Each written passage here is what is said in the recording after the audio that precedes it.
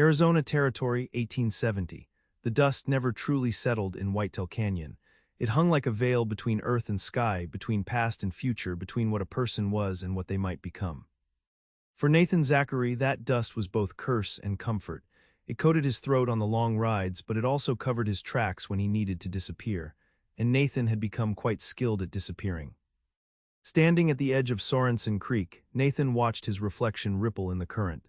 At 25, his face retained the softness of youth despite the hardness in his eyes. His jawline was strong but not severe, framed by dark blonde hair that brushed his collar. 3 days of light stubble shadowed his cheeks. He splashed water on his face, washing away the journey's grime. "You are getting too old for this life," he told his wavering reflection. The water did not argue, neither did his horse, a sturdy buckskin gelding he called Samson, who drank quietly beside him. The only sound was the gentle babble of the creek and distant birdsong, a peaceful moment in a land where peace was as scarce as rainfall. Nathan had been riding for 2 weeks, making his way from Tucson toward the New Mexico border. He wasn't running from anything specific this time, just the familiar ghosts that had been chasing him since the war ended 5 years ago. Some men came home from the fighting and found their place. Nathan had only found restlessness. A man without roots cannot be uprooted. A man without connections cannot be betrayed. A man without a home cannot lose it. These were the truths Nathan had constructed for himself in the years since Shiloh, where he'd watched his brothers-in-arms fall in the bloody chaos of battle. He'd survived, but part of him never left that field. The frontier was no place for attachments. It demanded self-sufficiency, demanded that a man keep moving if he wanted to keep breathing.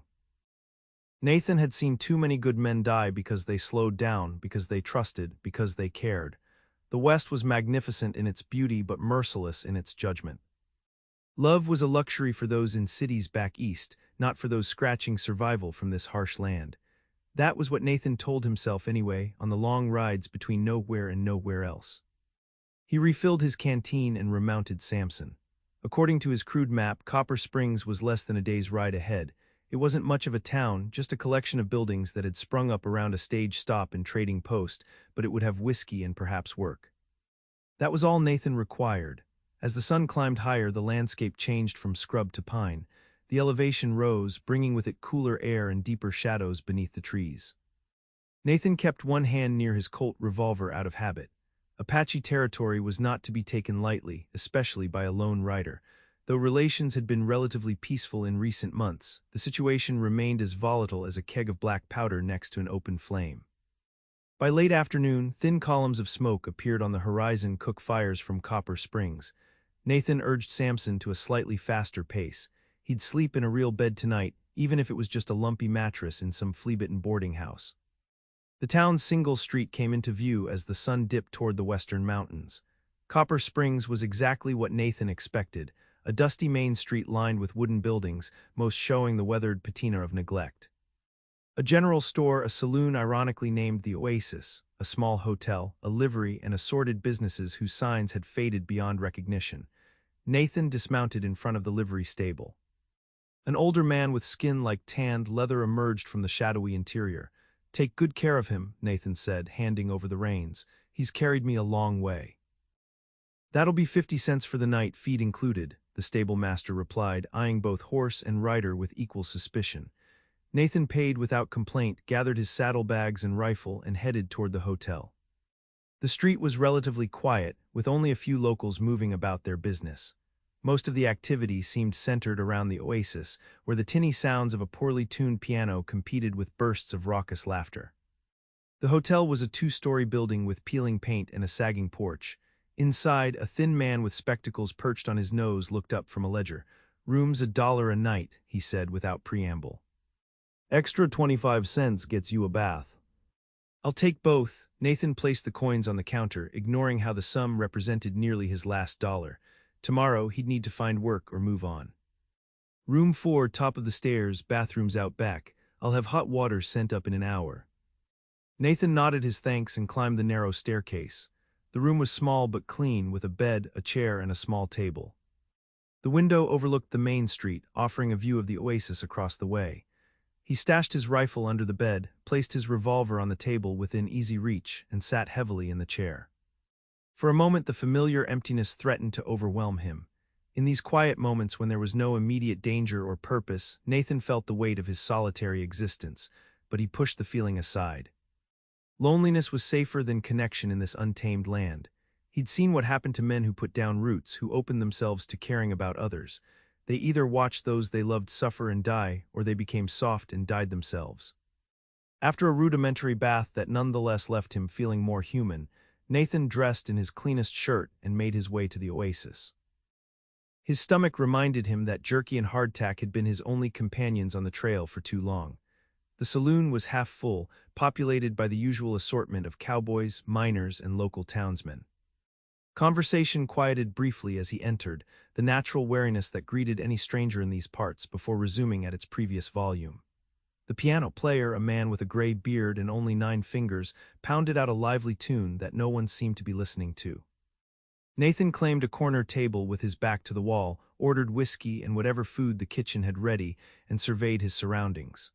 The bartender was a barrel-chested man with impressive mustaches that curled at the ends. 2 saloon girls moved among the tables, their painted smiles never quite reaching their tired eyes. His meal arrived, a plate of beans, salt pork, and cornbread that tasted like heaven after trail rations. Nathan was nearly finished when the saloon doors swung open and conversation stilled once more. A woman stood in the doorway, silhouetted against the dying daylight. As she stepped inside, the low lamplight revealed her features. She was young, perhaps 21 or 22, with honey blonde hair pulled back in a simple but elegant knot at the nape of her neck. Her dress was of better quality than one might expect in Copper Springs, a deep blue calico that complemented her fair complexion. But it was her eyes that caught Nathan's attention, gray-blue and clear as mountain lakes, yet holding a hint of sadness that seemed at odds with her youth. She moved with purpose toward the bar, apparently unconcerned with the stares that followed her. This was clearly no saloon girl, which made her presence all the more remarkable. "Evening, Miss Davenport," the bartender said with surprising deference. "Your usual." "Thank you, Mr. Hollister," she replied. Her voice was soft but carried a quiet authority. The bartender produced a small glass of sherry, which she accepted with a nod before turning to survey the room. For a brief moment her gaze met Nathan's. He looked away first, an unusual concession for a man who had stared down gunfighters without flinching. Nathan finished his meal and considered returning to his room, but curiosity, a dangerous quality on the frontier, kept him in his seat. He signaled for another whiskey and settled in to observe. The woman, Miss Davenport, took her sherry to a small table near the window.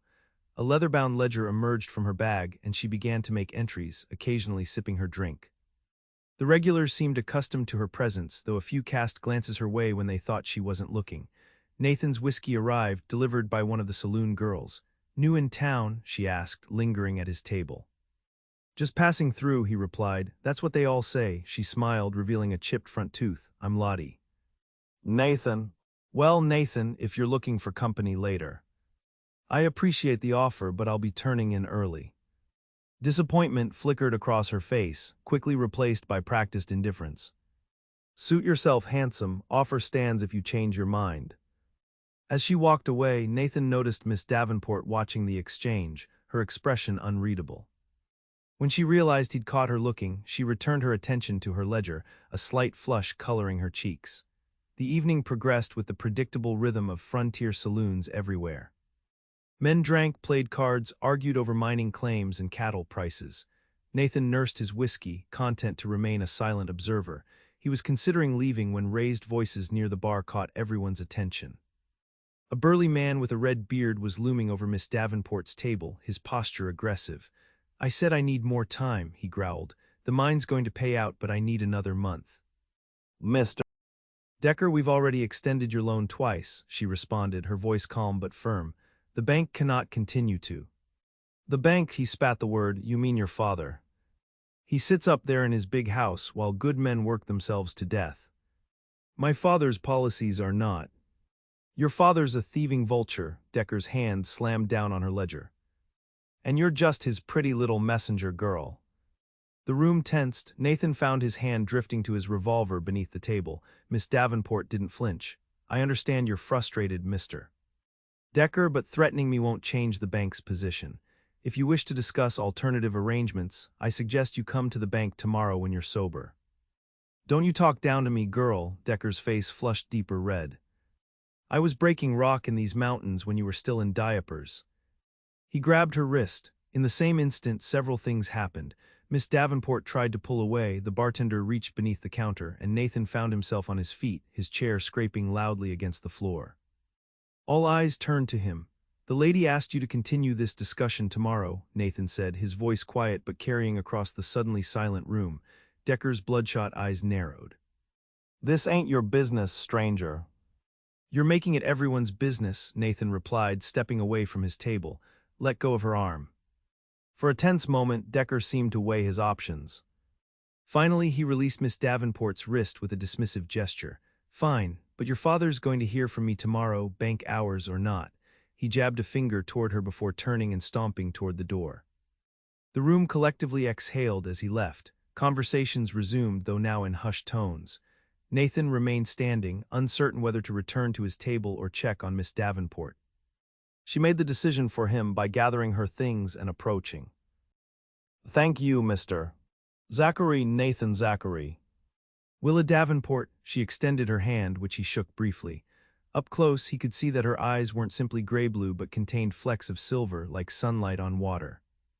"That was unnecessary but appreciated.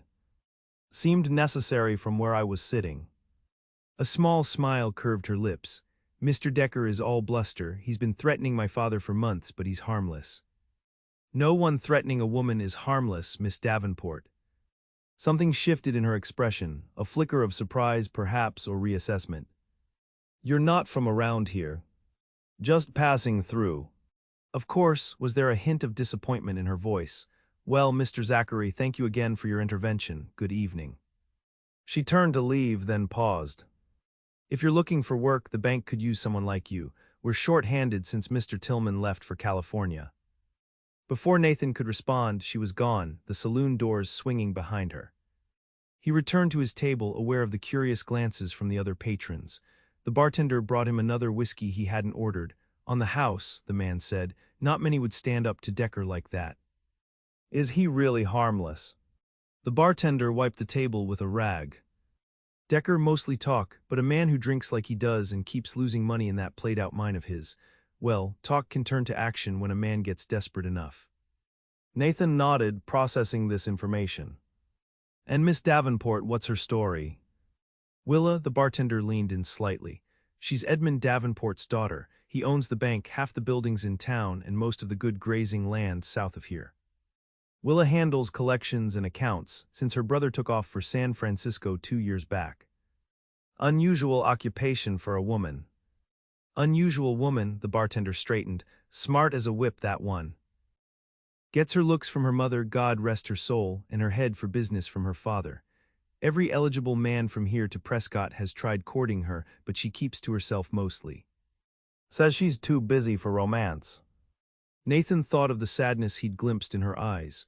"And her job offer, is the bank really hiring?" "First I've heard of it," the bartender shrugged. "But if Willa Davenport says there's a position, then there's a position. Her father lets her run things day to day while he plays the big man in town politics." With a nod, he moved back to the bar to attend to other customers. Nathan finished his whiskey, his mind unexpectedly occupied with thoughts of Willa Davenport. He told himself it was merely curiosity about a potential job. His funds were dwindling, and bank work would be easier than breaking horses or mending fences. But he knew he was lying to himself. Something about her clear eyes and quiet strength had caught his interest in a way no woman had in years, and that was dangerous. Attachment meant vulnerability, and vulnerability got people killed out here. Whatever position the bank was offering, Nathan decided he'd be better off riding out of Copper Springs tomorrow and leaving Willa Davenport to her ledgers and loan collections. Yet as he made his way back to the hotel, he found himself looking up the hill where the larger houses stood, wondering which one belonged to the Davenports. In the moonlight, the town took on an almost peaceful appearance, belying the undercurrents of tension he'd witnessed in the saloon. The hotel was quiet when he entered. He climbed the stairs to his room, removed his boots and gun belt, and stretched out on the bed without undressing further. Sleep should have come easily after days on the trail, but his mind kept returning to silver-flecked eyes and honey-blonde hair. "Fool," he muttered to the darkness. "One pretty face and you forget everything you know." But it wasn't just her face, was it? It was the way she'd handled Decker with dignity and composure. It was the quiet authority in her voice. It was the hint of solitude he recognized in her eyes, a solitude that matched his own. Nathan rolled onto his side and forced his eyes closed. Tomorrow, he'd ride out early. Copper Springs would be just another dot on his mental map of places he'd passed through and left behind. And Willa Davenport would become just another fleeting memory in a life purposely devoid of permanence. But even as he made this resolution, a small voice in the back of his mind whispered that some decisions were beyond a man's control. Some paths converged despite all efforts to keep them separate. Nathan fell asleep with that troubling thought, unaware that fate had already set events in motion that would bind his life to Willa Davenport's in ways he could never have imagined. Morning arrived with thin bands of sunlight filtering through the hotel window's dusty glass. Nathan woke instantly, a habit formed during the war and reinforced by years on the frontier. For a moment he lay still, orienting himself to his surroundings, hand automatically reaching for the revolver on the bedside table. The sounds of Copper Springs coming to life drifted through the window, a wagon rumbling down the street, the blacksmith's hammer ringing against his anvil, voices calling greetings. Nathan sat up and rubbed a hand across his face. His resolution to leave town immediately had weakened in the light of day. Practical considerations intruded, his funds were low, Samson needed rest after their long journey. And there was the matter of Willa Davenport's job offer. Just inquire about the position, he told himself as he splashed water from the basin onto his face. No commitment. Just information. After dressing and gathering his few possessions, Nathan made his way downstairs. The hotel proprietor was nowhere to be seen, so he left his room key on the counter and stepped outside into the morning sunshine. Copper Springs looked different by day, more ordinary, less mysterious. People moved purposefully along the boardwalks, attending to the business of living in a frontier town. A woman swept the steps in front of the general store. 2 cowboys led their horses to the blacksmith's. A stagecoach was being readied outside the depot down the street. Nathan crossed to the restaurant adjacent to the hotel, where he ordered a simple breakfast of eggs, bacon, and coffee. As he ate, he pondered his next move.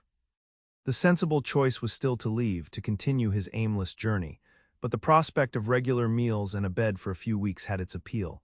Decision made, he paid for his breakfast and asked directions to the bank. The waitress pointed to a square brick building at the far end of the street. "Can't miss it," she said. "Only brick building in town. Mr. Davenport had those bricks hauled in from Tucson at great expense, or so he likes to remind everyone." Nathan thanked her and set off toward the bank. The morning was warming quickly, promising another scorching day. Few people on the street paid him any attention. He was just another drifter passing through, unremarkable in his dusty clothes and trail-worn appearance. The Copper Springs Bank and Trust stood apart from the wooden structures surrounding it, its red brick facade and large windows speaking of permanence and prosperity. A brass plaque beside the door announced Edmund Davenport, President, in flowing script. Nathan hesitated before entering, struck by a sudden misgiving. What business did a man like him have in a place like this? Before he could reconsider, the bank door opened and Willa Davenport herself emerged. She wore a different dress today, a pale green that complemented her complexion, and her honey-blonde hair was arranged in the same simple but elegant knot. She stopped short upon seeing him. "Mr. Zachary," surprise colored her voice, "I didn't expect to see you again." "Your job offer," he replied, removing his hat. "I thought I'd inquire about it." Oh, her face brightened. "Yes, of course, please come in." She held the door and Nathan followed her into the cool interior of the bank. The main room was small but well appointed, with a polished counter separating customers from the working area. A young man in spectacles sat at a desk in the corner, hunched over a ledger. No other employees were visible. "This is Percy," Willa said, gesturing to the young man, who looked up briefly and nodded before returning to his work. "He handles deposits and withdrawals. The position we need to fill is for a security guard and collection agent." Nathan raised an eyebrow. "Collection agent?" "Yes," she motioned him toward a small office off the main room. "Please, let's discuss the details privately." The office was clearly hers, neat, organized, with feminine touches in the form of a small vase of wildflowers and a delicate silver letter opener. She took a seat behind the desk and gestured for Nathan to sit opposite her. "As you witnessed last night, collecting debts can be challenging," she began. "We need someone who can accompany me on collection visits and provide security during money transfers. The position also involves guarding the bank during business hours." And your father approves of hiring a stranger for this. A slight tension appeared around her mouth. My father has entrusted me with the day-to-day operations of the bank. He focuses on acquisitions and town council matters. Nathan studied her for a moment. Why me? You don't know anything about me. I know you were willing to intervene when you saw a woman being harassed. I know you carry yourself like a man who's seen combat, and I know you're looking for work. She leaned forward slightly. Am I wrong about any of that? No, he admitted. But there's plenty you don't know. Such as where I'm from, why I'm here, whether I can be trusted with your bank's money. A small smile played at the corners of her mouth. Where are you from, Mr. Zachary? Originally Tennessee. But I haven't called it home in a long time. And why are you in Copper Springs? He shrugged, no particular reason, just passing through. I see, she regarded him thoughtfully. As for whether you can be trusted with our money, I consider myself a good judge of character. You don't strike me as a thief, Mr. Zachary. You're taking a considerable risk. Perhaps her eyes held his. But risks are part of business. The position pays $40 a month plus room and board at Mrs. Whittaker's boarding house. You would have Sundays off unless we have an emergency. Does this arrangement interest you? $40 was generous for such work, suspiciously so. It does, Nathan said cautiously, but I have to wonder why the pay is so high. Because the last 3 men who held this position quit within a month, she replied frankly. Collection work in mining country isn't popular. People take it personally when you ask for money they've already spent. Her honesty was refreshing, and if I accept, you can start immediately. I have collections to make this afternoon in the mining camps south of town. Nathan hesitated. His instincts told him to walk away. Getting involved with the Davenports and their bank meant entanglements, connections, responsibilities, all the things he'd been avoiding for years. But winter was coming, and $40 a month with room and board would allow him to build a small reserve before moving on in the spring. 3 months, he said finally. I'll stay through the end of January, then I'm moving on. Something flickered in her eyes, disappointment perhaps, but she nodded. That's acceptable. You'll need to speak with my father before we finalize the arrangement. He's at home this morning, but I can take you there now if you're available. Lead the way, Miss Davenport. She rose and smoothed her skirts. Percy, she called to the young clerk, I'm taking Mr. Zachary to meet father. I'll return in an hour. Percy nodded without looking up. Nathan followed Willa out of the bank and into the bright sunshine. She set a brisk pace up the street toward the hillside where the larger homes stood. So, Mr. Zachary, she said as they walked, you fought in the war. Yes. For which side, if I may ask? The Union. She nodded. My father is from Boston originally. He came west after the war to establish the bank. And you? Were you born here? No, in San Francisco. We moved here when I was 12. She glanced at him. And what brought you west? Nathan hesitated. The war changed things. Home didn't feel like home anymore. I understand. Something in her tone suggested she truly did. Many men came west for similar reasons. They walked in silence for a moment, climbing the gentle slope toward the northern end of town. The houses here were set back from the road, with actual yards and fences, signs of prosperity and permanence that contrasted sharply with the utilitarian buildings downtown. That's our home, Willa said, pointing to a large 2-story house painted white with green trim. A wide veranda wrapped around the front, shaded by a canvas awning. Flowering shrubs lined the walkway and a small fountain bubbled in the front yard, an extravagant display of water usage in the arid environment. As they approached, Nathan became acutely aware of his dusty clothes and trail-worn appearance. He should have at least cleaned his boots before presenting himself to Edmund Davenport. Willa seemed to sense his discomfort. Don't worry about father. He may have Eastern manners, but he's been in the West long enough to judge a man by his character rather than his clothing. They climbed the steps to the veranda, where Willa opened the front door without knocking. The interior was cool and dim after the bright sunshine, the floors polished hardwood partially covered with colorful rugs. The furniture was of good quality but not ostentatious, suggesting comfortable prosperity rather than flagrant wealth. Father, Willa called, I've brought someone to meet you. In the study came a man's voice from down the hallway. Willa led Nathan to a doorway on the right, which opened into a book-lined room dominated by a large oak desk. Behind it sat a man in his early 60s with silver hair and a neatly trimmed beard. He was slim and straight-backed with the same gray-blue eyes as his daughter, though his lacked the silver flecks that made hers so distinctive. "Father, this is Mr. Nathan Zachary," Willa said. "He's interested in the security position at the bank."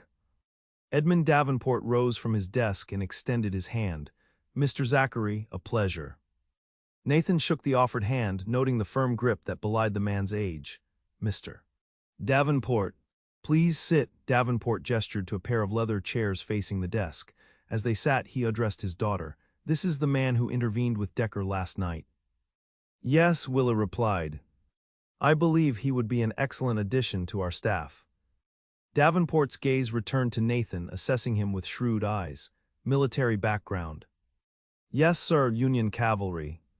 Rank, captain by the end." Davenport nodded approvingly. "Experience with firearms?" "Yes, sir." "Ever killed a man?" The question hung in the air, direct and uncompromising. Nathan met Davenport's gaze steadily. "Yes, sir." "During the war and since?" Rather than being disturbed by this admission, Davenport seemed satisfied. "Good. I don't want someone who will hesitate if it comes to protecting my daughter or my bank." He leaned back in his chair. "The position involves accompanying Willa on collection visits, guarding money transfers, and providing security at the bank. Occasionally, you'll be asked to transport sensitive documents or valuables to our correspondent banks in Prescott or Tucson." "Can you handle these duties?" "I can," Nathan replied. "For 3 months. Your daughter and I agreed on a term through the end of January." Davenport's eyebrows rose slightly. "A limited engagement." "I don't stay in one place long, Mr. Davenport." "I see." The older man glanced at his daughter, whose expression remained carefully neutral. "Well, 3 months is better than nothing. The salary is $40 monthly, plus room and board at Mrs. Whittaker's. You'll have Sundays off unless there's an emergency. Are these terms acceptable?" "They are." "Excellent." Davenport rose, signaling the end of the interview. "Willa will show you to Mrs. Whittaker's. You can get settled before accompanying her on collections this afternoon." Nathan stood. "Thank you, sir." "One more thing, Mr. Zachary." Davenport's tone hardened slightly. "My daughter's safety is paramount. If any harm comes to her while she's under your protection, you will answer to me. Is that understood?" "Perfectly, sir." "Good." His face relaxed into a smile that transformed his severe features. "Welcome to Copper Springs, Captain Zachary." As they left the Davenport home, Nathan found himself wondering what he'd just gotten himself into. 3 months in one place was longer than he'd stayed anywhere in years. And the responsibility for Willa Davenport's safety was not something he took lightly. "Does your father always hire bank guards who admit to killing people?" he asked as they walked back toward town. Willa gave a small laugh. "Father values honesty and directness. He would have been more concerned if you'd evaded the question." She glanced at him. "Do you regret accepting the position already?" "No," Nathan replied, surprising himself with his certainty. "But I'm wondering if you might. You don't know me, Miss Davenport. I could be anyone." "I'm a good judge of character, Mr. Zachary." She stopped walking and turned to face him. "And I believe you're a man who, despite his best efforts to appear otherwise, has a strong sense of honor." Her perception was unsettling. "You're making assumptions based on very little evidence." "Perhaps," she resumed walking, "time will tell if I'm right." They continued down the hill in silence. Nathan found himself studying Willa's profile, the determined set of her jaw, the graceful way she carried herself. She was unlike any woman he'd encountered in his travels, educated, confident, seemingly unafraid to navigate a man's world on her own terms. Mrs. Whittaker's boarding house was a tidy 2-story building a few blocks from the bank. The proprietress, a plump widow with kind eyes and a no-nonsense manner, showed Nathan to a small but clean room on the 2nd floor. "Breakfast at 6, dinner at 6, she informed him. "Lunch you're on your own. No women in the rooms, no drinking to excess, and no fighting on the premises. Laundry day is Monday. Any questions?" "No, ma'am," Nathan replied, amused by her brisk efficiency. "Good. I'll have hot water brought up so you can freshen up before you start work." With a nod, she departed, leaving him alone in what would be his home for the next 3 months. The room was sparsely furnished: a single bed, a chest of drawers, a small table with a basin and pitcher, and a straight-backed chair. The window overlooked a small garden behind the house. It was more comfort than Nathan had known in some time, yet it felt strangely confining after the open spaces of the trail. He unpacked his meager belongings, cleaning and checking his firearms out of habit. The Colt revolver was a Model 1860 Army, worn but meticulously maintained. His rifle was a Spencer repeating carbine, a reliable weapon he'd carried since the war. A hunting knife in a leather sheath completed his arsenal. After washing and changing into his cleanest shirt, Nathan collected Samson from the livery. The stable master seemed surprised to learn he was staying in town but directed him to a small paddock behind Mrs. Whittaker's where he could keep his horse. By noon, Nathan was back at the bank. Willa was at her desk, writing in a ledger. She looked up as he entered, a brief smile crossing her face. "You clean up well, Mr. Zachary," she observed. "Are you ready to begin?" "Yes, ma'am." "Good. We'll be riding to the mining camps this afternoon to collect loan payments." "It's about an hour's journey." She rose and gathered several documents from her desk. "The miners are paid on the 15th, so we always collect the following day. Most will pay without issue, but a few like Mr. Decker require more persuasion. Do you anticipate trouble?" "There's always the potential." She slipped the papers into a leather satchel. "That's why we hired you." They rode out of town shortly after lunch, Willow on a sleek chestnut mare, Nathan on Samson. She wore a divided riding skirt that allowed her to sit astride her horse, another sign of her practical nature. The leather satchel containing her ledgers and receipts was secured to her saddle. The trail to the mining camps wound through scrubby hills that gradually became more rugged. Stands of pine and juniper provided occasional shade from the relentless sun. Nathan rode slightly behind Willa, his eyes constantly scanning their surroundings. "You're very vigilant," she observed after they'd been riding for some time. "It's habit," he replied. "The trail can be dangerous. Have you encountered Apache in this area?" "Not recently, but they're not the only danger. Outlaws target travelers, especially those who might be carrying money." She nodded, accepting this assessment. "Have you traveled extensively throughout the territory?" "Most of it Arizona, New Mexico, parts of Colorado and Utah." "Always alone?" "It's simpler that way." She glanced back at him, simpler perhaps. "But lonely, I would think." Nathan didn't respond. How could he explain that loneliness was preferable to the alternative? That he had learned the hard way that caring for others only led to pain when they were inevitably taken away. Willa seemed to sense his reluctance to pursue the subject. "We're almost there," she said, pointing ahead where thin columns of smoke rose beyond the next ridge. "Copperhead Camp is the largest of the mining operations in the area. About 60 men work the main shaft, with smaller crews at the satellite claims." As they crested the ridge, the mining camp came into view. It was a haphazard collection of wooden structures clustered around the entrance to a mine shaft. Men moved about, some pushing ore carts along narrow tracks, others working at sorting tables where the raw ore was separated from worthless rock. A larger building with a smokestack appeared to be some kind of processing facility. "The company store is there," Willa said, indicating a long, low building at the center of the camp. "We'll start with Mr. Fleming, the camp supervisor. He handles the payments for the company-employed miners." As they rode into the camp, Nathan was acutely aware of the attention they attracted. Work slowed as men paused to watch their approach, particularly Willa. Few women visited mining camps, and none as young and attractive as Willa Davenport. They dismounted outside the company store, tying their horses to a hitching post. Nathan positioned himself close to Willa as they entered the building, his hand resting near his holstered revolver. The interior was dim after the bright sunlight. Shelves lined the walls, stocked with supplies the miners would need: tools, clothing, food, tobacco, and other necessities. At the far end, a counter separated the store area from what appeared to be an office. A balding man in his 40s looked up from some paperwork as they approached the counter. "Miss Davenport," he greeted her, his tone respectful but not warm. "Right on schedule as always." "Mr. Fleming," she replied with a nod. "I've come to collect this month's loan payment." Of course, Fleming's gaze shifted to Nathan. "And who's your companion?" "Mr. Zachary is our new security agent," Willa explained. "He'll be accompanying me on collections from now on." Fleming's expression soured slightly, but he nodded. "I see. Well, I have the company payment ready." He reached beneath the counter and produced an envelope. $500 as agreed. Willa accepted the envelope and counted the money carefully before making an entry in her ledger. Thank you, Mr. Fleming. Everything appears to be in order. Now, regarding the individual loans. Yes, yes, Fleming seemed eager to be done with the business. Most of the men are working, but I can send someone to fetch them.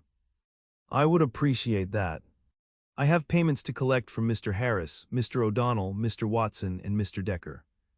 At the mention of Decker, Fleming's expression turned troubled. Decker might be a problem.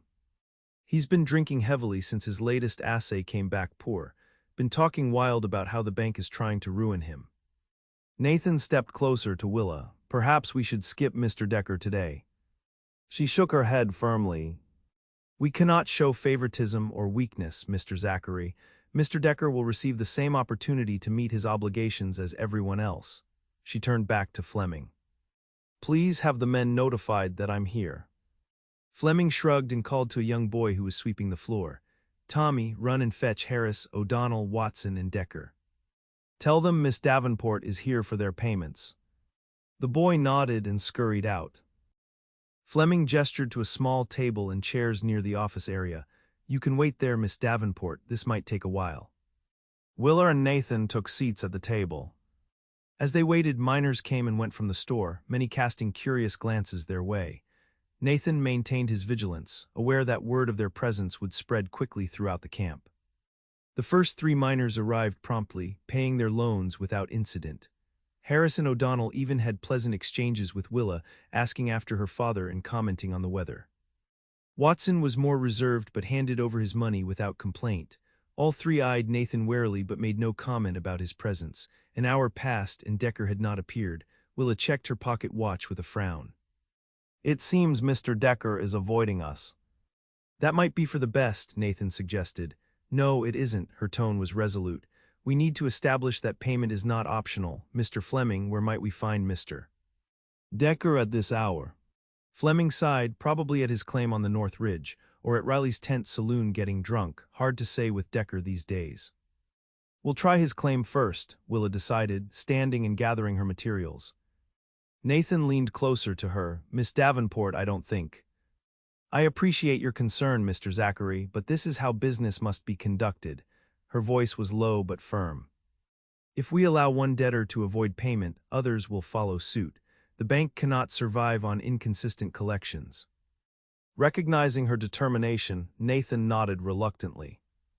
They thanked Fleming and left the company store, remounting their horses for the ride to Decker's claim. The North Ridge was steeper and less developed than the main camp. Small operations dotted the hillside, most consisting of nothing more than a mineshaft entrance, a rudimentary sluice system, and perhaps a tent or small cabin for shelter. Many appeared abandoned, testament to the boom-and-bust nature of frontier mining. Decker's claim was identifiable by a crudely painted sign proclaiming "Last Chance Mine" nailed to a pine tree. A small cabin stood near the mine entrance, smoke rising from its chimney despite the warm day. As they approached, Nathan felt a growing sense of unease. Let me go first, he told Willa, dismounting and tying Samson to a tree. Wait here until I make sure it's safe. For once, she didn't argue, perhaps sensing his serious concern. Nathan approached the cabin cautiously, his hand near his revolver. The door was partially open and the acrid smell of cheap whiskey wafted out. Decker, he called, it's Nathan Zachary from town. Miss Davenport is here about your loan payment. Silence answered him. Nathan pushed the door open wider with the toe of his boot, revealing the cabin's dim interior. A figure slumped at a table in the center of the single room. Decker. The man's head rose slowly. His red beard was unkempt, his eyes bloodshot and unfocused. An empty bottle lay on its side near his hand, and another, half-full, stood at his elbow. You, Decker growled, recognition dawning, the fancy man from the saloon. What do you want? Miss Davenport is here to collect your loan payment, Nathan repeated, staying in the doorway where he could see both Decker and Willa waiting with the horses. Tell her to go to hell. Decker reached for the half-full bottle. The bank's already taken everything worth taking. That's not how it works, Decker. You borrowed the money, now it's time to pay it back. Decker laughed, a harsh sound without humor. With what? You think I'm sitting on a pile of gold in here? He gestured wildly around the cabin. The vein pinched out 2 months ago. I've been chasing color that isn't there. Nathan heard movement behind him and turned to see Willa approaching. He gave her a warning look, but she ignored it, stepping past him into the cabin. Mr. Decker, she said, her voice calm and professional, I understand you're experiencing difficulties with your claim. Perhaps we can discuss alternative arrangements. Decker's bloodshot eyes fixed on her. Alternative arrangements, he repeated, his tone mocking. You mean more time to dig myself deeper before you take my claim altogether. The bank has no interest in acquiring your property, Mr. Decker. We simply need to recover the funds we've lent you. Liar, Decker stood suddenly, swaying slightly. Your father's been buying up every failed claim in the county. He knows something the rest of us don't. Nathan moved closer to Willa, tension coiling within him. Decker's hand had drifted toward his waistband, where the butt of a revolver was visible. Mr. Decker, please keep your hands where I can see them, Nathan said quietly. Decker's gaze shifted to him, then back to Willa. You think you're better than the rest of us, don't you, riding up here in your fancy clothes with your hired gun? Well, I worked honest for 30 years before coming west, never asked for handouts. And now I'm going to lose everything because your father's a greedy bastard who... That's enough, Nathan cut in, placing himself between Willa and Decker. Miss Davenport isn't responsible for your misfortune. Now, are you going to make a payment today or not? Decker's hand moved to his revolver. Before he could draw, Nathan had his Colt out and aimed at Decker's chest. Don't, Nathan warned. It's not worth dying over. For a tense moment, it seemed Decker might continue his movement. Then, with a visible deflation, his hand dropped to his side. Get out, he said, his voice suddenly tired. Just get out. I'll come to the bank next week. Maybe I'll have something by then. Nathan backed toward the door, keeping himself between Willa and Decker. We'll hold you to that. 1 week, Decker. Outside, he hurried Willa to the horses, his heart racing with residual adrenaline and anger. That was foolish, he said as they mounted. He could have shot you. He wasn't going to shoot me, Willa replied, though her voice lacked its usual certainty. You can't know that. Men with nothing left to lose are the most dangerous kind. They rode in silence until they were well clear of Decker's claim. Finally, Willa spoke. You're right, I was overconfident. It won't happen again. The admission surprised him. Thank you for acknowledging that. I'm not too proud to recognize when I've made an error in judgment. She glanced at him. You handled the situation well. I see my father was right to hire you. Just doing my job, Miss Davenport. They completed the remaining collections without incident and were back in Copper Springs by dusk. As they stabled their horses at the livery, Willa seemed unusually pensive. Something troubling you? Nathan asked as they walked toward the bank. She hesitated. Decker's accusations about my father buying failed claims. There's some truth to it. Father has been acquiring properties in that area, but it's not out of greed. He believes the main copper vein runs beneath those northern claims, based on a geological survey he commissioned from back east. Why tell me this? Because I want you to understand that we're not trying to ruin men like Decker. We're running a business, making investments based on the best information available. If the survey proves correct, those properties will be worth 10 times what Father paid for them. And if it's wrong, then we've made a poor investment. She stopped at the bank entrance. Business involves risk, Mr. Zachary, not unlike your own profession. Nathan nodded slowly. Fair enough, but men like Decker don't see it that way. To them, it's personal. I know. She unlocked the bank door. That's why I hired you. Inside, she secured the day's collections in the safe, then locked up the bank. Night had fallen completely by now, the street illuminated only by the few oil lamps outside businesses that remained open. Allow me to escort you home, Nathan offered. That's not necessary. I walk home alone every evening. It's part of my job now, he reminded her. Your father would expect it. She acquiesced with a small smile. Very well, Mr. Zachary, I wouldn't want to make you derelict in your duties on your first day. They walked in companionable silence up the hill toward the Davenport home. The night was cool, the sky brilliant with stars. Nathan found himself strangely content despite the confrontation with Decker. There was something about Willa Davenport that eased the restlessness that had driven him for years. At her door, she turned to face him. Thank you for your protection today, Mr. Zachary. Despite the difficulty with Mr. Decker, I believe we make a good team. I agree, Miss Davenport. Willa, she said suddenly. When we're not at the bank, I'd prefer you call me Willa. Her request startled him. That wouldn't be proper. Perhaps not in Boston society, but this is the frontier, Mr. Zachary.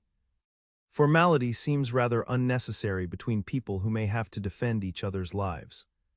Put that way, it made sense. Then you should call me Nathan. Nathan, she repeated as if testing the sound of it. Very well. I'll see you tomorrow morning at the bank, Nathan, 8 o'clock sharp. Good night, Willa. As he walked back down the hill toward Mrs. Whittaker's boarding house, Nathan realized he was smiling.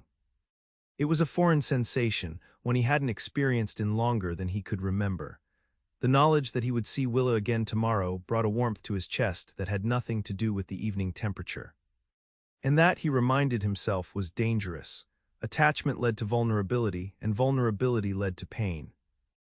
But despite this rational understanding, he couldn't quite suppress the anticipation he felt for the morning. For the first time in years, Nathan Zachary was looking forward to tomorrow. The days fell into a pattern. Each morning, Nathan would arrive at the bank at 8 o'clock sharp. He would stand guard during business hours, occasionally accompanying Willa on collection visits or money transfers to neighboring towns. In the evenings, he would escort her home before returning to Mrs. Whittaker's boarding house for dinner. It was a simple routine, but one that brought an unexpected peace to Nathan's normally restless spirit. The bank work wasn't exciting, but it was honest and straightforward, and Willa's company was, well, that was becoming more complicated. 2 weeks into his employment, Nathan found himself watching Willa as she worked at her desk. The afternoon sunlight through the window caught the gold in her honey-blonde hair, creating a halo effect that made her look almost otherworldly. She was focused intently on her ledger, a small crease between her brows, her lips moving silently as she calculated figures. As if sensing his gaze, she looked up, catching him in the act of staring. Instead of being embarrassed, she smiled, and Nathan felt something shift in his chest, like a door long closed suddenly creaking open. "Is something wrong?" she asked. "No," he replied, looking away, "just thinking." "About?" He searched for a neutral answer. "Decker hasn't come in to make his payment. It's been nearly 2 weeks. Her smile faded. "No, he hasn't. I was considering riding out to his claim tomorrow to check on him." "I'll go," Nathan offered. "It's not safe for you to see him again." "We'll both go," she countered. "But thank you for your concern." The bell over the bank door jangled, ending their conversation. A middle-aged couple entered, looking to discuss a loan for expanding their general store. Willa greeted them warmly and led them to her office, leaving Nathan to his thoughts. That evening, as they walked the now familiar path to the Davenport home, Willa seemed unusually quiet. "Something on your mind?" Nathan asked. She hesitated, then said, "Father received a letter from my brother today. He's coming home for a visit next month." "You don't seem entirely pleased about that." "It's complicated," she sighed. "William and I. We have different perspectives on many things. He embraces Father's vision for expanding our business interests, while I'm more concerned with serving the community we have." "He works with your father?" "Yes, in San Francisco." "Father has banking interests there as well." She glanced at him. "William was meant to run the bank here, but he found Copper Springs too provincial for his tastes." "So the responsibility fell to you?" "Yes," there was a note of pride in her voice. "And I've proven quite capable, despite what some in town might think about a woman running a bank." "I don't think anyone who knows you would question your capabilities," Nathan said sincerely. She smiled, and in the fading daylight, her eyes seemed to hold that silvery gleam that had first caught his attention. "Thank you, Nathan. That means more than you might realize." At her door, she paused. "Would you like to come in for tea? Father is at a town council meeting, and Mrs. Garvey has made her apple cake." The invitation caught him off guard. They had established a professional relationship with hints of friendship, but this felt like crossing a boundary. "I shouldn't," he said, though part of him wanted very much to accept. "Of course, another time perhaps." If she was disappointed, she hid it well. "Good night, Nathan." "Good night, Willa." As he walked back to the boarding house, Nathan chided himself for his caution. It was just tea after all, but he knew it wasn't really about the tea. It was about the growing connection between them, a connection that threatened the emotional distance he had maintained for so long. The next morning dawned clear and cool, a perfect autumn day. Nathan and Willa rode out to Decker's claim after the bank opened, leaving Percy in charge for a few hours. The trail was familiar now, and they rode side by side, talking easily about the changing season and local gossip. "Mrs. Whittaker seems to have taken a shine to you," Willa observed with a teasing smile. "She was singing your praises at church on Sunday." She appreciates a tenant who doesn't cause trouble, Nathan replied. And who compliments her cooking. Ah, so that's your secret, flattery. Not flattery if it's true. The woman makes the best biscuits I've had since leaving Tennessee. Willa laughed, a sound that Nathan had come to treasure for its rarity.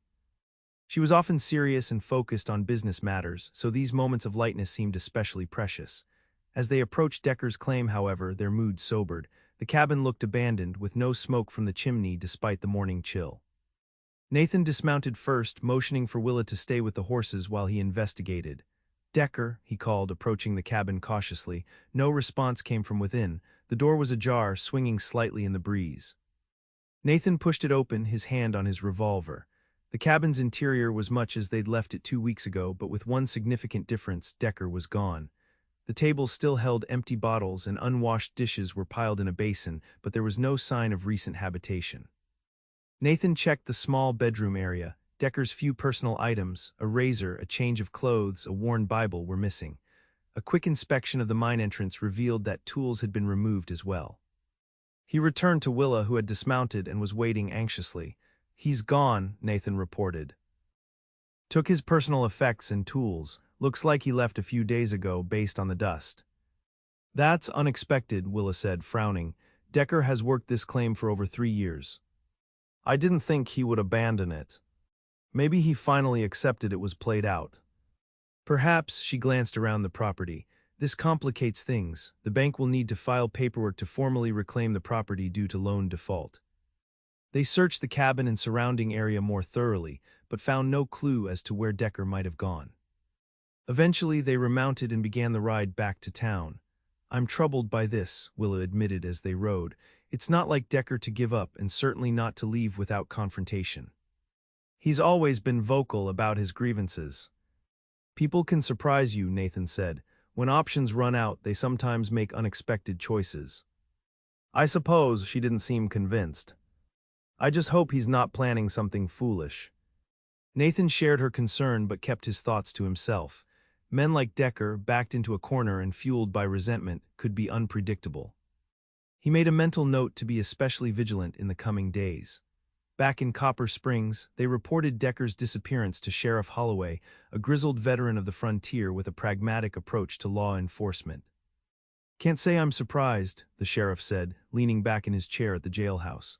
"Word around the camps is that Decker lost his stake in a poker game 3 nights ago. Then he got into a fight at Riley's tent saloon and was last seen riding east, drunk as a skunk."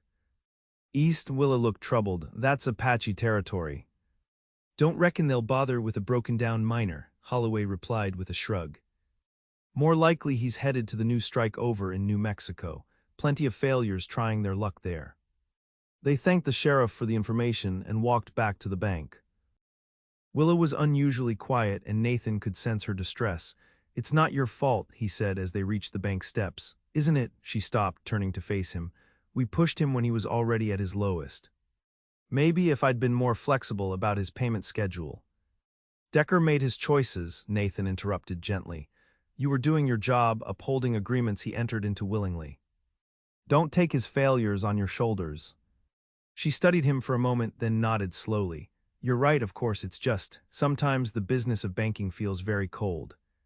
We deal with numbers and contracts, but behind them are people's dreams and livelihoods." "It's a balance," Nathan acknowledged, "but from what I've seen, you manage that balance better than most." A small smile touched her lips. "Thank you, Nathan. You have a way of putting things in perspective." The moment was interrupted by Percy, who opened the bank door with an anxious expression.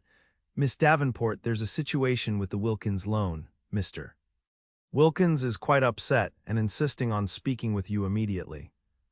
Willa sighed. "Duty calls. Thank you for accompanying me today, Nathan." As she disappeared into the bank, Nathan took up his usual position near the entrance, his thoughts still on Decker and the troubled look in Willa's eyes. He'd meant what he said about her managing the balance between business and compassion. In the weeks he'd known her, he'd seen her extend grace to deserving debtors while maintaining the firm boundaries necessary for the bank's survival. It was one of the many qualities he'd come to admire about her. She was strong without being hard, principled without being rigid, intelligent without being condescending. And despite his best efforts to maintain emotional distance, Nathan found himself increasingly drawn to her. The afternoon passed uneventfully. The situation with Wilkins was resolved amicably, and by closing time, the bank had returned to its normal routine. As Nathan escorted Willa home in the gathering dusk, she renewed her invitation. "Tea?" she asked as they reached her door. "Father is dining with Judge Harmon this evening. It would be just us and Mrs. Garvey." This time Nathan hesitated only briefly before nodding. "I'd like that." "Thank you." Her smile was worth any risk to his carefully constructed emotional barriers. The interior of the Davenport home was warm and inviting in the evening light. Oil lamps cast a golden glow over the parlor, where a small fire warded off the autumn chill. Mrs. Garvey, the housekeeper, brought tea and the promised apple cake before discreetly withdrawing to the kitchen. Willa poured the tea with practiced grace. "I hope you don't take this the wrong way, Nathan, but you surprise me." "How so?" He accepted the cup she offered. "You have the manners of an educated man, yet you've chosen the life of a drifter. It seems incongruous." Nathan considered his response carefully. The war changed many things. Education doesn't shield a man from loss or disillusionment. "No, I suppose it doesn't." She studied him over the rim of her teacup. "Will you tell me about it, about what drove you to this nomadic existence?" It was a question he had avoided answering for years, deflecting curiosity with vague references to the war. But sitting here in this peaceful room with this remarkable woman, the old resistance seemed suddenly pointless. "I had a different life planned," he began slowly. "My father was a lawyer in Knoxville. I was studying to follow in his footsteps when the war broke out. I joined the Union cavalry. Much to my father's dismay, Tennessee was divided in its loyalties." "That must have been difficult," Willa said softly. "It was the first of many breaks with the life I'd expected to lead." Nathan set down his teacup. "I became an officer, led men into battle, watched many of them die, but the worst came after Shiloh. The memories rose up, as vivid as if they had happened yesterday. I was sent home on leave after being wounded. While I was there, Confederate raiders attacked our town. My father was killed trying to protect our home, my mother and sister." He paused, the familiar pain constricting his throat. "They didn't survive either." Willa reached across the small table between them, laying her hand on his. "I'm so sorry, Nathan." The warmth of her touch anchored him to the present. "When I recovered, I returned to my unit with a different perspective on the war. I fought not for some grand cause but for vengeance. It changed me in ways I'm not proud of. And after the war ended, I tried to go back to Knoxville to rebuild something from the ashes. But there was nothing left for me there, so I came west, thinking I might find purpose in this new frontier." He gave a wry smile. "Instead, I found that the habit of detachment had become too ingrained. It seemed safer to keep moving, to avoid forming connections that would inevitably lead to more loss." "And yet here you are," Willa said gently. "You've stayed in one place for nearly a month. You've formed connections, whether you intended to or not." Nathan looked at her hand still resting on his. "Yes," he admitted, "though I continue to tell myself it's temporary." "Life itself is temporary, Nathan. That doesn't mean we should avoid living it fully." Her words struck a chord. Was that what he had been doing all these years, not living, merely existing? Before he could respond, the front door opened and Edmund Davenport's voice called out, "Willa, are you home?" Willa withdrew her hand as her father appeared in the parlor doorway. Davenport raised his eyebrows at the sight of Nathan. "Mr. Zachary, I didn't expect to find you here." "I invited Nathan for tea after he escorted me home," Willa explained, her composure perfect despite the intimate moment that had just been interrupted. "Judge Harmon's dinner must have ended early." Yes, the judge was feeling unwell. Davenport's gaze moved between them, assessing. "I trust everything is well at the bank." "Perfectly well, Father. We did visit Mr. Decker's claim today and found it abandoned. Sheriff Holloway believes he may have headed to New Mexico after losing his stake in a poker game." Davenport nodded, his expression difficult to read. "I see. Well, the bank will need to initiate foreclosure proceedings. We can discuss it tomorrow." He turned to Nathan. "Thank you for seeing my daughter safely home, Mr. Zachary. It's getting late, however, and I'm sure you have duties to attend to in the morning." The dismissal was polite but firm. Nathan stood. "Of course, Mr. Davenport. Thank you for the tea, Miss Davenport." Willa walked him to the door. "I appreciate your candor this evening, Nathan," she said quietly, Perhaps we can continue our conversation another time. I'd like that, he replied, meaning it more than he cared to admit. Outside, the night air was cold after the warmth of the Davenport home. Nathan walked slowly back toward town, his thoughts in turmoil. He had shared more with Willa in one evening than he had with anyone in years. And her response, her compassion without pity, her understanding without judgment, had affected him deeply. The frontier is no place for attachments. The mantra that had guided him for so long now rang hollow. Because despite all his caution, despite his determination to remain emotionally distant, Nathan Zachary was forming attachments in Copper Springs, to Mrs. Whittaker and her boarding house, to the routine of the bank. And most dangerously to Willa Davenport herself.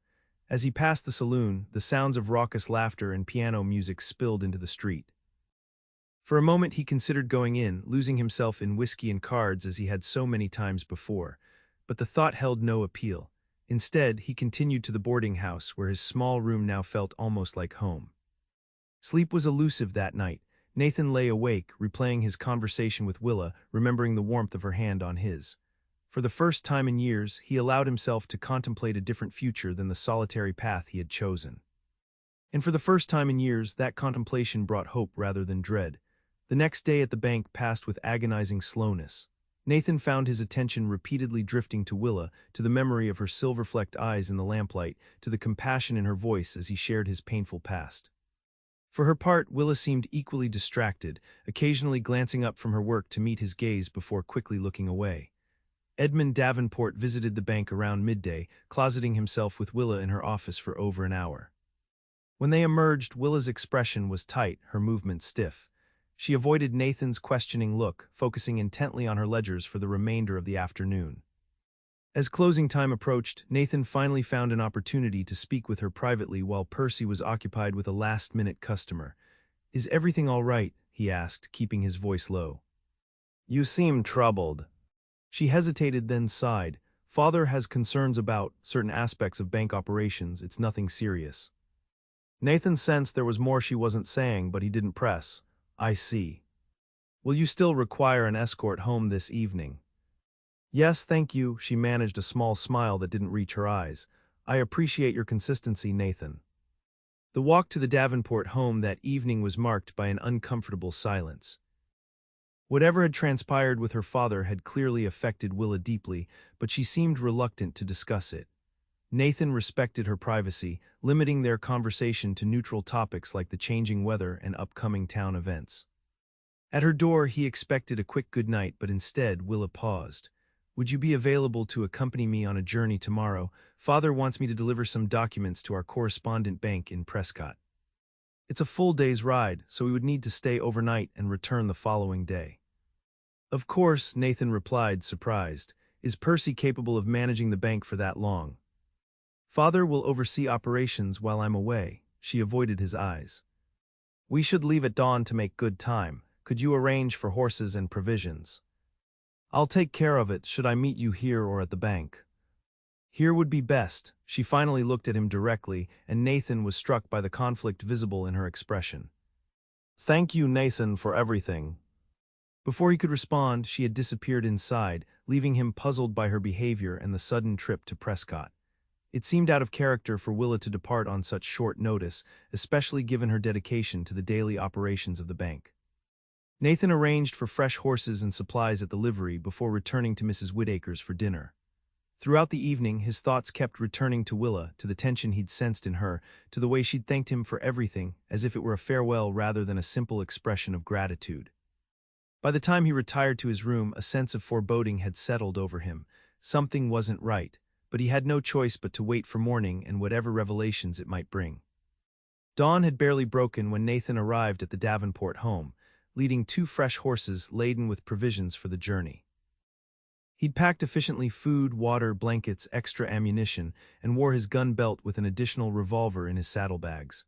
The road to Prescott was generally safe, but prudence dictated preparation for any eventuality. Willa emerged from the house before he could dismount.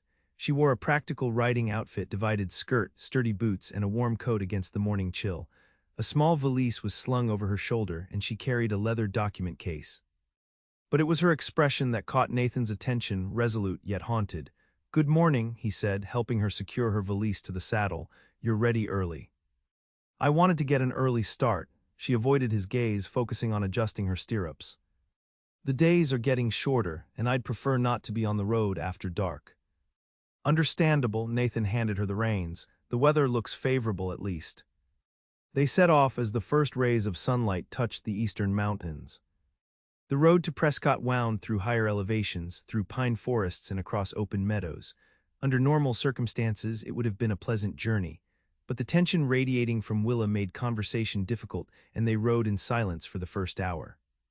Finally, as they paused to rest the horses at a small stream, Nathan could no longer contain his concern. Willa, he said, dismounting and approaching where she stood gazing into the water, something is troubling you. I can't help if you won't tell me what it is. She turned to him, conflict evident in her expression. For a moment he thought she might continue to deflect, then her shoulders sagged slightly. My father knows about our conversation, she admitted. Mrs. Garvey apparently overheard more than I realized and reported to him. I don't understand what was objectionable about our conversation. It's not the conversation itself, but what it represents. She met his gaze directly. Father believes you are developing feelings for me that extend beyond your professional duties, feelings that might interfere with your judgment. Nathan felt heat rise in his face. And what do you believe? I believe, she hesitated. I believe he may be right, and that perhaps I am developing similar feelings. The admission hung between them, momentous yet fragile. Is that why we're going to Prescott? Nathan asked. So your father can replace me while we're gone. No, she shook her head firmly.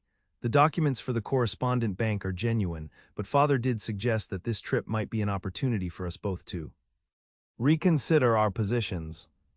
I see. Nathan turned away, struggling to process this information. Part of him wanted to deny the accusation, to insist that his feelings remained strictly professional. But that would be a lie, and he had never been comfortable with dishonesty, especially not with Willa. Nathan, her voice was soft as she moved to stand beside him. Father isn't wrong to be concerned. I am his only daughter. You are, by your own admission, a man accustomed to leaving rather than staying, and there are complications you don't know about. Then tell me, he said, turning to face her. Whatever these complications are, I can handle them. She studied him for a long moment, as if weighing some internal decision. Not yet, she finally said. Let's complete our business in Prescott first. Then, on the return journey, I promise to explain everything. It wasn't the answer he wanted, but Nathan recognized the determination in her expression. All right, he agreed. But I want you to know that your father's concerns, while understandable, don't change how I feel. And how is that exactly? A hint of vulnerability crept into her voice. Nathan took a deep breath. I came to Copper Springs believing that the frontier was no place for attachments, that caring for others only led to pain. But knowing you has challenged that belief. You've made me consider a future I'd thought closed to me. Her eyes widened slightly, the silver flecks catching the morning light. That's quite an admission for a man who planned to stay only 3 months. Yes, well, he smiled ruefully, plans change. A complex emotion crossed her face, hope mingled with something that looked almost like regret. Yes, she murmured. They certainly do. They remounted and continued their journey, the tension between them transformed into something more uncertain but less oppressive. Willa seemed more willing to engage in conversation, though she carefully steered it toward neutral topics, the landscape, local history, the changing seasons. By mid-afternoon, they had climbed to higher elevations where ponderosa pines towered overhead and patches of early snow lingered in shaded areas. The air was crisp and thin, the sky an impossible blue. Despite the unresolved questions between them, Nathan found himself enjoying the journey, appreciating Willa's knowledge of the territory and her observations about the natural world. My mother loved this stretch of road, she commented as they rode through a particularly beautiful meadow surrounded by forest. She said it reminded her of paintings she'd seen of the Swiss Alps. You don't speak of her often, Nathan noted. It's still difficult even after 8 years. Willa's expression softened with memory. She was extraordinary, educated, adventurous kind. She encouraged my interest in business and mathematics when many women of her generation would have steered me toward more traditional pursuits. She sounds remarkable. You must take after her. A faint blush colored Willa's cheeks. That's kind of you to say. Father always claimed I inherited her intelligence and her stubbornness in equal measure. A formidable combination, Nathan said with a smile. It served me well in banking. Her expression grew more serious. Though not everyone in Copper Springs appreciates a woman who speaks her mind and knows her figures. Their loss, Nathan said simply. Their eyes met, and for a moment the complications and uncertainties between them seemed to fall away.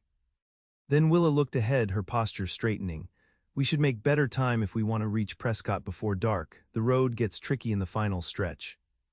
They urged their horses to a faster pace, conversation giving way to the rhythm of hoofbeats on the packed earth road. Nathan remained vigilant, scanning the surrounding forest for any sign of danger, but the journey continued peacefully. As the afternoon waned, the road descended through a series of switchbacks, offering glimpses of Prescott in the valley below. The territorial capital was significantly larger than Copper Springs, with proper streets laid out in a grid and substantial buildings constructed of brick and stone. The American flag flew over the governor's residence, and church spires punctuated the skyline. They reached the outskirts of town just as the sun was setting, casting long shadows across the street. Willa directed them to a respectable hotel near the center of town. The bank has an account here, she explained as they dismounted. We'll have separate rooms, of course. Nathan arranged for the horses to be stabled while Willa checked them in. The hotel was modest but clean, catering to business travelers rather than the rowdier elements that frequented establishments closer to the saloon district. After freshening up in their respective rooms, they met for dinner in the hotel's small dining room. Willa had changed from her riding clothes into a simple but elegant blue dress, her honey-blonde hair arranged more formally than it had been on the trail. Nathan, having only his trail clothes, had done his best to brush the dust from his attire and had borrowed a straight razor from the hotel clerk to tidy his appearance. You clean up well for a man who lives on the trail, Willa observed as they were seated at a small table near the window. I make an effort when the occasion warrants it, he replied with a smile. The meal was surprisingly good for a small hotel, beef stew with fresh bread followed by apple pie. They kept their conversation light, aware of other diners nearby. Willa mentioned that she needed to visit the Prescott Territorial Bank first thing in the morning and that their business shouldn't take more than an hour or two, allowing them to begin their return journey by mid-morning. After dinner, they lingered over coffee, neither seemingly eager to end the evening. Finally, Willa glanced at the large clock on the dining room wall. It's getting late, she said reluctantly, and we have an early start tomorrow.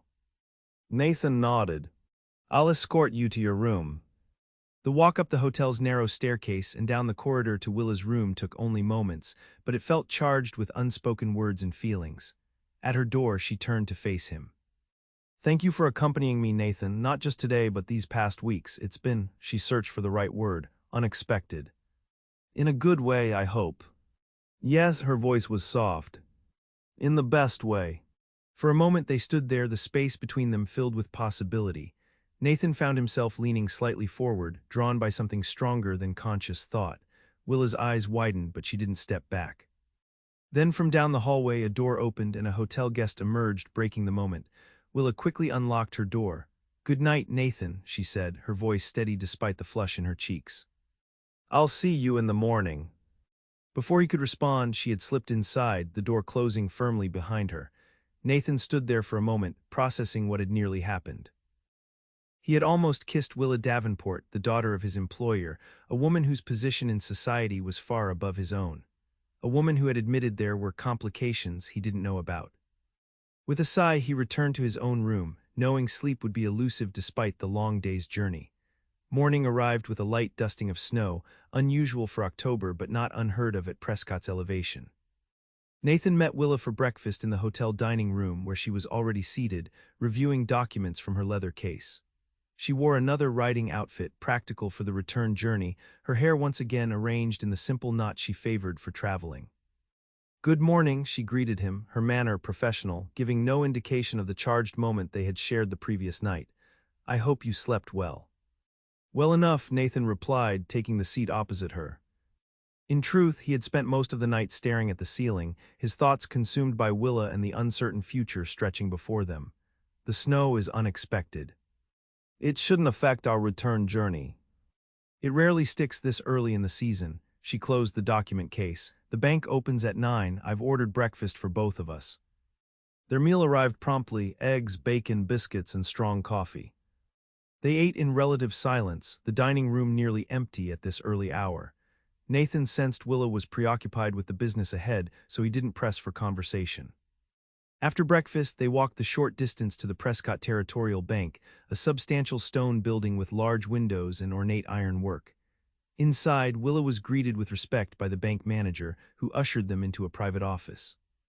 Nathan remained present but unobtrusive as she conducted her business, exchanging documents and discussing matters that meant little to him.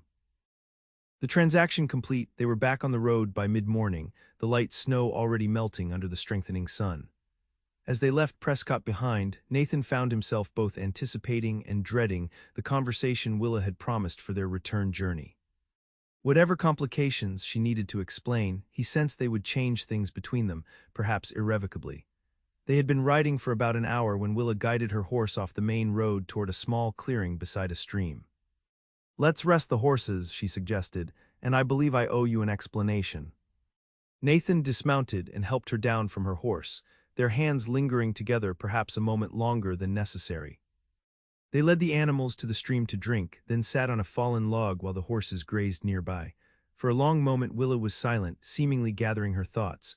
When she finally spoke, her voice was steady but quiet. "3 years ago, shortly after I began working at the bank, I met a man named Thomas Blackwell.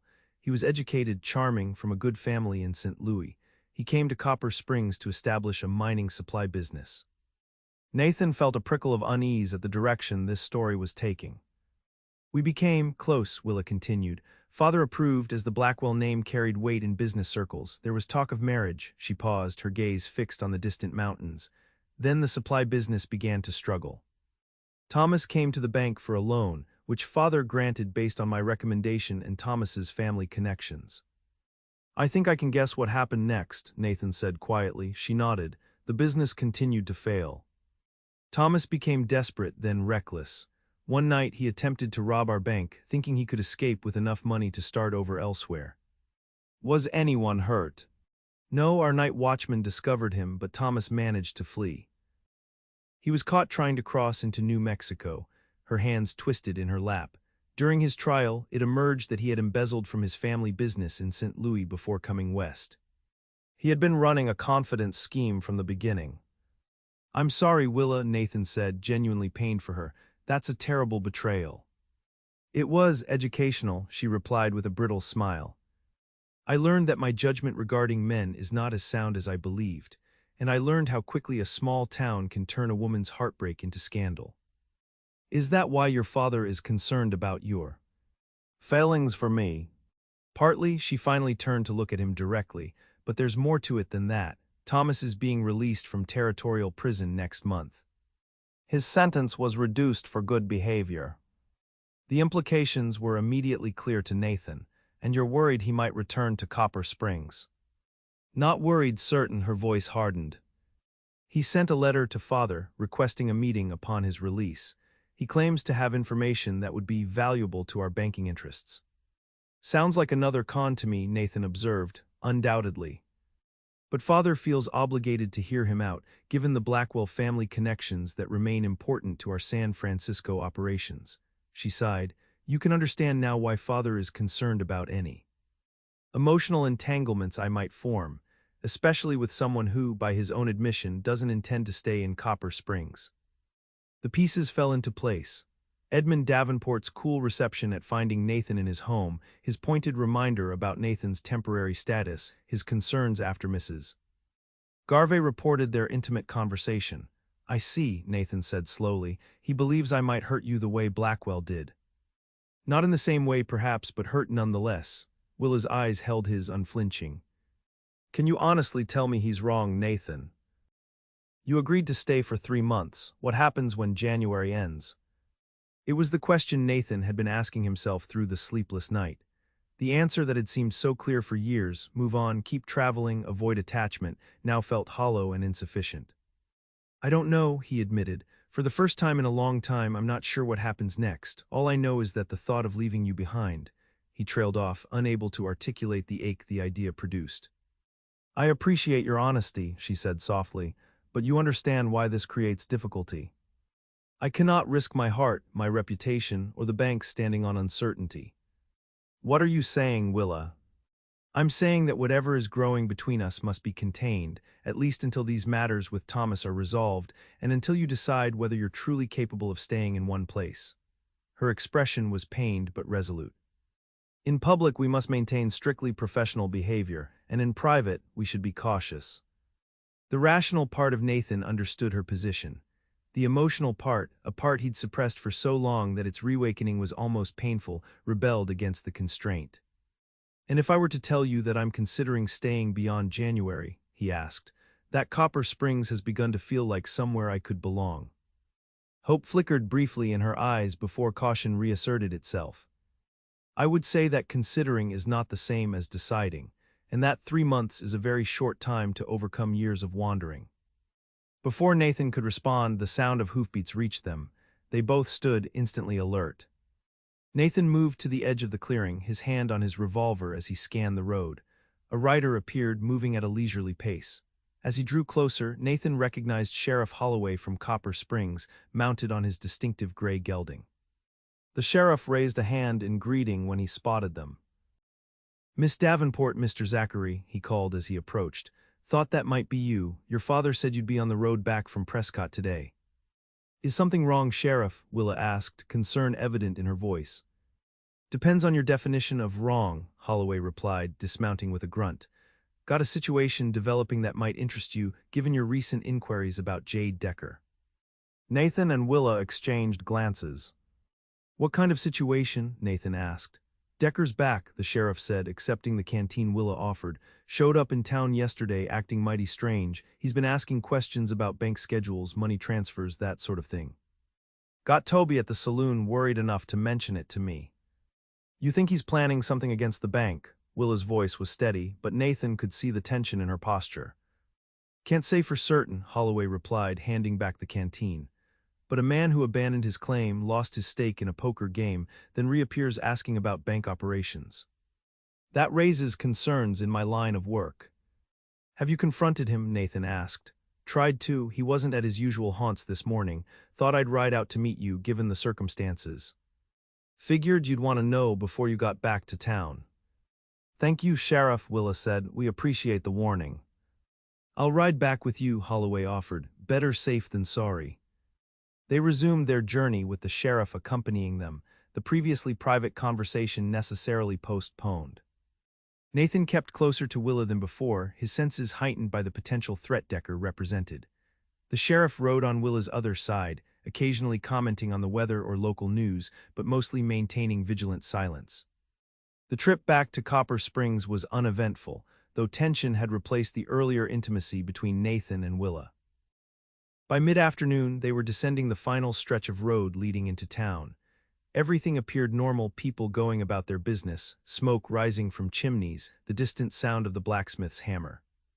"I'll check the saloons for Decker," Holloway said as they reached the main street. "You might want to stop by the bank, Miss Davenport, make sure everything's in order there." "I will, Sheriff. Thank you again for the warning." Holloway tipped his hat and rode toward the oasis, while Nathan and Willa continued to the bank. The building appeared undisturbed, its large windows reflecting the afternoon sunlight. Inside, Percy looked up from his ledger with obvious relief. "Miss Davenport, I'm so glad you're back. Your father left for the mill about an hour ago and hasn't returned yet." "Is everything all right, Percy?" Willa asked, immediately alert to his anxious tone. "Yes, ma'am, just busy, and there was a man asking strange questions earlier, a Mr. Decker. He wanted to know when we make our deposits to the Prescott Bank and whether you had returned from your trip yet." Nathan and Willa exchanged concerned glances. "What did you tell him?" Nathan asked. "Nothing specific, sir. Mr. Davenport had warned me about him before he left. I said I wasn't authorized to discuss bank operations with non-customers." "Good work, Percy," Willa said. "Did Decker seem angry when you refused to answer?" "Not angry exactly, more calculating. He thanked me very politely and left." Percy adjusted his spectacles nervously. "It was strange, Miss Davenport. Not like the Decker I've seen before. He was clean-shaven, wearing a new suit, speaking like an educated man." This detail increased Nathan's unease. Did he say where he was going next? "No, sir. But he did mention he was staying at the hotel rather than the miner's boarding house. Said he'd had a change in circumstances. A change in circumstances, Willa repeated thoughtfully. Interesting phrasing. Nathan moved to the window, scanning the street for any sign of Decker. I don't like this. His behavior doesn't make sense for a man who just lost his mining claim and gambling stake. Unless he found another source of funds, Willa suggested. Or another opportunity. The bank door opened and Edmund Davenport entered, looking relieved to see his daughter. Willa, you're back safely. Good. His gaze moved to Nathan. Mr. Zachary. Father, have you seen Mr. Decker today? Willa asked. No, but I've heard he's back in town. Davenport's expression hardened. Sheriff Holloway mentioned his suspicious behavior. I've taken the precaution of moving our most recent deposits to the safe in my study at home. A wise decision, Nathan said. Decker's behavior suggests he might be planning something against the bank. Indeed, Davenport glanced at the large clock on the wall. It's nearly closing time. I suggest we secure the bank and continue this discussion at home, where we're less likely to be overheard. They closed the bank, with Percy being sent home early as a precaution. Nathan remained acutely alert as they walked to the Davenport home, scanning rooftops and alleyways for any sign of danger. But the journey was uneventful, the streets of Copper Springs peaceful in the late afternoon light. At the Davenport home, Mrs. Garvey had prepared an early dinner, which they ate in the formal dining room. The conversation remained focused on bank matters and the potential threat from Decker, with no reference to the more personal discussion Nathan and Willa had begun on the trail. After dinner, Davenport invited Nathan to join him in his study. The room was masculine and imposing, with dark wood paneling, leather-bound books, and a large desk positioned to command the space. A portrait of a woman who bore a striking resemblance to Willa hung over the fireplace, undoubtedly her mother, Bourbon. Davenport offered, moving to a cabinet that contained several crystal decanters. Thank you, sir. Davenport poured 2 glasses and handed one to Nathan before taking a seat behind his desk. I understand from Sheriff Holloway that you and my daughter had a productive trip to Prescott. Yes, sir. Willa. Miss Davenport completed her business efficiently. She usually does. Davenport sipped his bourbon, studying Nathan over the rim of his glass. Did she explain to you her history with Thomas Blackwell? The direct question took Nathan by surprise. Yes, sir, she did. Then you understand my concerns regarding your relationship with my daughter. I believe I do, sir. Davenport leaned forward slightly. Mr. Zachary, I don't doubt your integrity or your abilities. You've proven yourself a capable security agent. But my daughter's well-being is paramount to me, and I cannot stand by while she potentially sets herself up for another disappointment. With all due respect, sir, shouldn't that be Willa's decision to make? In an ideal world, perhaps. Davenport's tone hardened slightly. But we live in the real world, Mr. Zachary, a world where a woman's reputation can be irreparably damaged by association with the wrong man, a world where a banking family's standing depends on prudent connections and stability. And you don't consider me stable. You yourself stated you wouldn't stay beyond January. Davenport set his glass down with deliberate care. A man whose inclination is to leave when things become difficult is not the man I want for my daughter. The assessment stung, particularly because Nathan couldn't entirely refute it. His pattern for years had been precisely that, to leave before attachments became too deep, before he could experience the pain of loss again. People can change, Mr. Davenport. Indeed they can. But such change requires both time and evidence. Davenport's expression softened slightly. I don't dislike you, Mr. Zachary. In fact, I respect your honesty and your capabilities. In different circumstances, I might even encourage your interest in my daughter. But with Blackwell's imminent release and your own stated intentions to leave, the timing could not be worse. What are you asking of me, sir?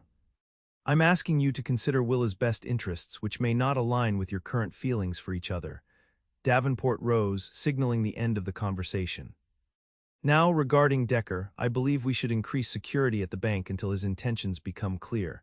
Would you be willing to sleep there for the next few nights? We have a cot in the back room.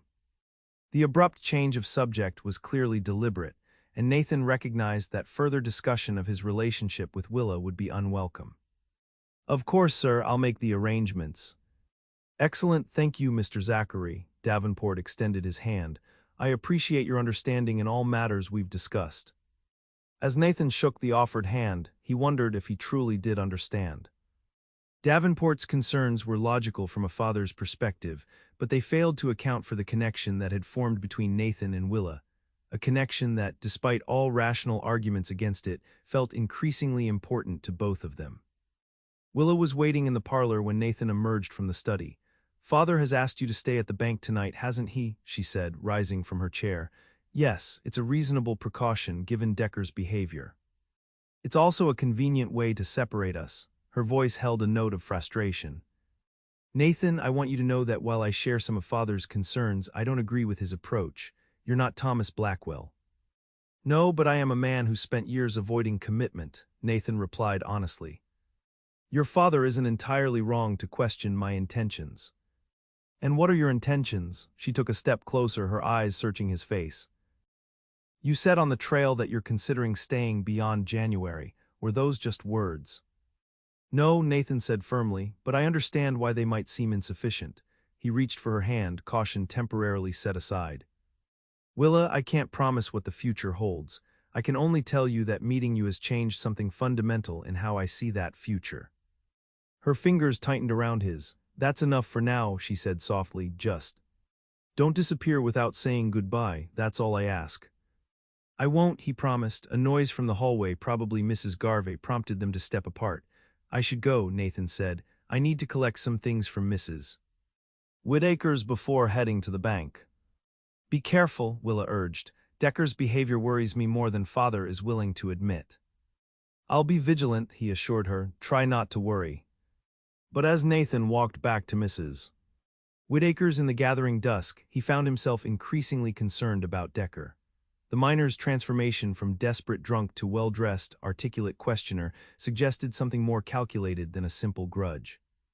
And the timing, coinciding with Willa's absence in Prescott, seemed deliberately orchestrated. At the boarding house, he packed a small bag with essentials for his night at the bank, then checked and loaded his firearms. Mrs. Whitaker watched these preparations with evident concern. "Trouble brewing, Mr. Zachary?" she asked as he came downstairs. "Just a precaution, Mrs. Whitaker, nothing to worry about." She didn't seem convinced. "Town's been buzzing about Jade Decker's return. They say he's different, cleaned up, talking fancy. Makes folks uneasy when a man changes too quick." "Have you seen him yourself?" "Indeed I have. Came by yesterday asking if I had rooms available. Said he was looking for more suitable accommodations than the hotel." She sniffed disapprovingly. "I told him I was full up, even though I've got 2 empty rooms. Something about him felt off, like he was wearing someone else's skin." "You were wise to turn him away," Nathan said. "If he comes back or if you notice anything unusual, send word to Sheriff Holloway immediately." "Count on it, Mr. Zachary." She patted his arm. "You be careful now. That girl up at the bank thinks highly of you, and I'd hate to see her disappointed." Nathan smiled at the older woman's perceptiveness. "I'll do my best, Mrs. Whitaker." The bank was dark and silent when Nathan arrived. He let himself in with the key Davenport had provided, then methodically checked every window, door, and possible entry point to ensure the building was secure. Satisfied, he lit a single lamp in the back room and arranged the cot for sleeping, though he had no intention of doing more than dozing lightly throughout the night. The hours passed slowly. Nathan maintained a vigil, occasionally moving through the darkened bank to check the windows, watching the moonlit street for any signs of movement. Copper Springs grew quiet as the night deepened, with only occasional sounds breaking the silence: a dog barking in the distance, the night watchman's footsteps as he made his rounds, the wind rustling through the cottonwoods along the creek. Around midnight, Nathan noticed a figure moving stealthily along the opposite side of the street. The man paused in the shadows, studying the bank for several minutes before continuing on toward the hotel. Though Nathan couldn't make out his features clearly, something about the figure's build and movement suggested it might be Decker. Dawn found Nathan tired but alert, having maintained his vigil through the night. No attempt had been made on the bank, but his unease about Decker's intentions had only increased. As the first rays of sunlight filtered through the bank windows, he made a decision. Rather than waiting passively for Decker to make a move, he would take a more proactive approach. When Percy arrived to open the bank, Nathan briefed him on the quiet night and instructed him to tell Willa he would return by midday. Then, after a quick breakfast at the hotel restaurant, where he casually inquired about recent guests but learned nothing useful about Decker, Nathan headed for the saloon.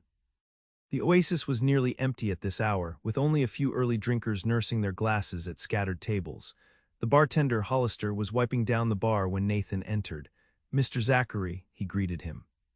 "You're about the last person I expected to see this early. What can I do for you?" "I'm looking for information about Jade Decker," Nathan replied, leaning against the bar. "I understand he's been asking questions about the bank." Hollister glanced around to ensure no one was listening, then leaned closer. "He was in here 2 nights ago, dressed like a Boston banker, spending money like he'd hit a mother lode. But the strangest thing wasn't his appearance, it was his companion." "Companion?" "A fellow who rode in the same day, name of Harper.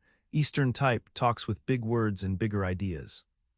The two of them sat in that corner booth for hours, whispering like conspirators. Hollister nodded toward a secluded table at the back of the saloon. "Harper paid for everything with fresh bank notes. When I commented on it, he said he'd just come from concluding successful business in Santa Fe." Nathan processed this information. "Have you seen either of them today?" "Not yet, but it's early," Hollister resumed, wiping the bar. "Harper's been staying at the hotel, keeping to himself except when meeting with Decker. Strange pair, if you ask me." "Strange indeed," Nathan agreed. "If they come in, send word to the bank immediately." "Will do, Mr. Zachary." Nathan's next stop was the sheriff's office, but Holloway was out on his morning rounds. His deputy, a young man barely out of his teens, couldn't provide any useful information beyond confirming that the sheriff was also investigating Decker and his mysterious companion. Frustrated by the lack of concrete information, Nathan decided to check the hotel again. This time he approached the desk clerk more directly. "I'm looking for a man named Harper," he said, showing the revolver partially concealed under his coat as silent emphasis. "Security matter for the bank." The clerk's eyes widened at the implied threat. "Room 204, he said quickly, "but he went out early this morning with Mr. Decker. Said something about scouting locations." "Scouting locations for what?" "Don't know, sir, they didn't elaborate." "When they return, tell them nothing about my inquiries," Nathan instructed. "Understand?" The clerk nodded nervously. As Nathan left the hotel, he spotted Sheriff Holloway riding toward him. He waited on the boardwalk as the lawman dismounted. "Zachary," Holloway greeted him, "just the man I was looking for. Got some information about our friend Decker that might interest you." "I'm all ears, Sheriff." "Sent a telegram to the marshal in Santa Fe yesterday, asking about any recent incidents or unusual characters." "Got a reply this morning." Holloway pulled a folded paper from his vest pocket. "Seems a bank in Santa Fe was robbed 2 weeks ago by a pair of men who knew exactly when a large gold shipment would be arriving. One of the robbers was described as a red-bearded man who'd been seen around town asking questions about bank operations in the days leading up to the theft." Nathan's suspicions crystallized into certainty. "Decker. That's my thinking. And I'd wager his fancy friend Harper was the second robber." "They're planning to hit the Copper Springs Bank," Nathan said, the pieces falling into place. "That's why Decker's been asking about schedules and money transfers." "Seems likely. Question is when and how." Holloway refolded the telegram. "I'm going to wire for additional deputies from Prescott, but they won't arrive until tomorrow at the earliest." "That might be too late," Nathan warned. "Harper and Decker went out this morning to scout locations. They could be planning to move very soon." "Then we need to set a trap," Holloway decided. "Make them think they'll have an opportunity, but be ready when they make their move." "I agree. And I have an idea how to do it." By the time Nathan returned to the bank, it was nearly noon. Willa looked up from her desk with evident relief when he entered. "Where have you been?" she asked, rising to meet him. "Percy said you left at dawn." "Investigating Decker and his new partner," Nathan replied, keeping his voice low. "We need to talk privately." Willa nodded and led him to her office, closing the door behind them. Nathan quickly related everything he had learned about Decker, Harper, and the Santa Fe bank robbery. "You're certain they're planning to rob our bank?" Willa asked, her face pale but composed. "Almost certain. The pattern matches the Santa Fe robbery exactly, Decker arriving in town first, asking questions about bank operations, then Harper joining him with the proceeds from their previous robbery to finance the next one." "What do we do?" Sheriff Holloway and I have a plan, but I'll need your help and your father's. Nathan outlined the strategy they had devised. It's risky, but if we do nothing, they'll eventually find another opportunity to strike, possibly when we're less prepared. Willa considered the plan carefully. Father will resist using me as bait, she said finally. But I believe I can convince him if we present it as the safest option overall. Are you comfortable with the role you'd have to play? It could be dangerous. I'm not afraid, Nathan. Her eyes met his steadily. I trust you to keep me safe. Her confidence touched him deeply. I won't let anything happen to you, he promised. I know, she reached across the desk, briefly touching his hand. Let's speak with Father immediately. If Decker and Harper are planning to move soon, we need to be ready. Edmund Davenport was, as Willa predicted, initially opposed to the plan. They found him at his lumber mill on the outskirts of town, where he listened to Nathan's information and proposed strategy with increasing concern. Absolutely not, he said when Nathan finished. I will not allow my daughter to be used as bait for bank robbers. Father, Willa interjected calmly, consider the alternatives.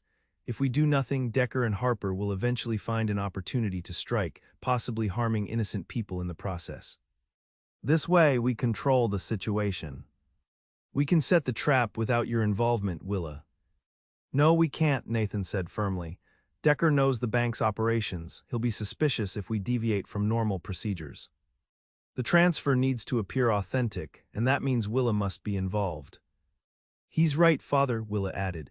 I regularly accompany large transfers. If I'm suddenly absent for this one, they'll know something is wrong.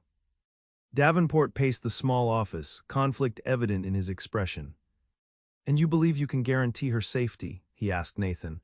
Nothing in life is guaranteed, Mr. Davenport, but Sheriff Holloway and I will take every precaution. Willa will be protected at all times, and she'll be wearing a protective vest beneath her clothing. A vest won't stop a bullet to the head, Davenport said bluntly. No, but it might not come to that. Our plan is to apprehend Decker and Harper before they can initiate violence. Nathan met the older man's gaze directly. I understand your concern. If there were any other way to ensure the safety of the bank in the town, I would suggest it. After a long moment, Davenport nodded reluctantly. Very well. But I want to be part of this operation. It's my bank and my daughter at risk. Of course, sir, your participation will actually make the scenario more convincing. They spent the next hour refining the plan. The trap would be set for the following morning. Word would be deliberately leaked that a large gold shipment was being transferred from the Davenport home safe to the bank, with Willa, her father, and Nathan providing escort. Sheriff Holloway and his deputies would be positioned strategically along the route, ready to intervene when Decker and Harper made their move. By the time they returned to town, the sun was beginning to set. Nathan accompanied Willa and her father back to their home, where they continued discussing the details of the operation over dinner. Despite the tension of the situation, Nathan found himself admiring how father and daughter worked together, their shared intelligence and determination evident in their planning. After dinner, as Nathan prepared to return to the bank for another night of guard duty, Willa walked him to the door. Be careful tonight, she said, her voice low. If Decker and Harper suspect a trap, they might try something unexpected. I'll be vigilant, he assured her. Try to get some rest. Tomorrow will be challenging. Nathan, she hesitated, then continued with quiet intensity. Whatever happens tomorrow, I want you to know that these past weeks have meant a great deal to me. You've made me reconsider some of my own beliefs about trust and possibilities. The echo of his own experience was striking.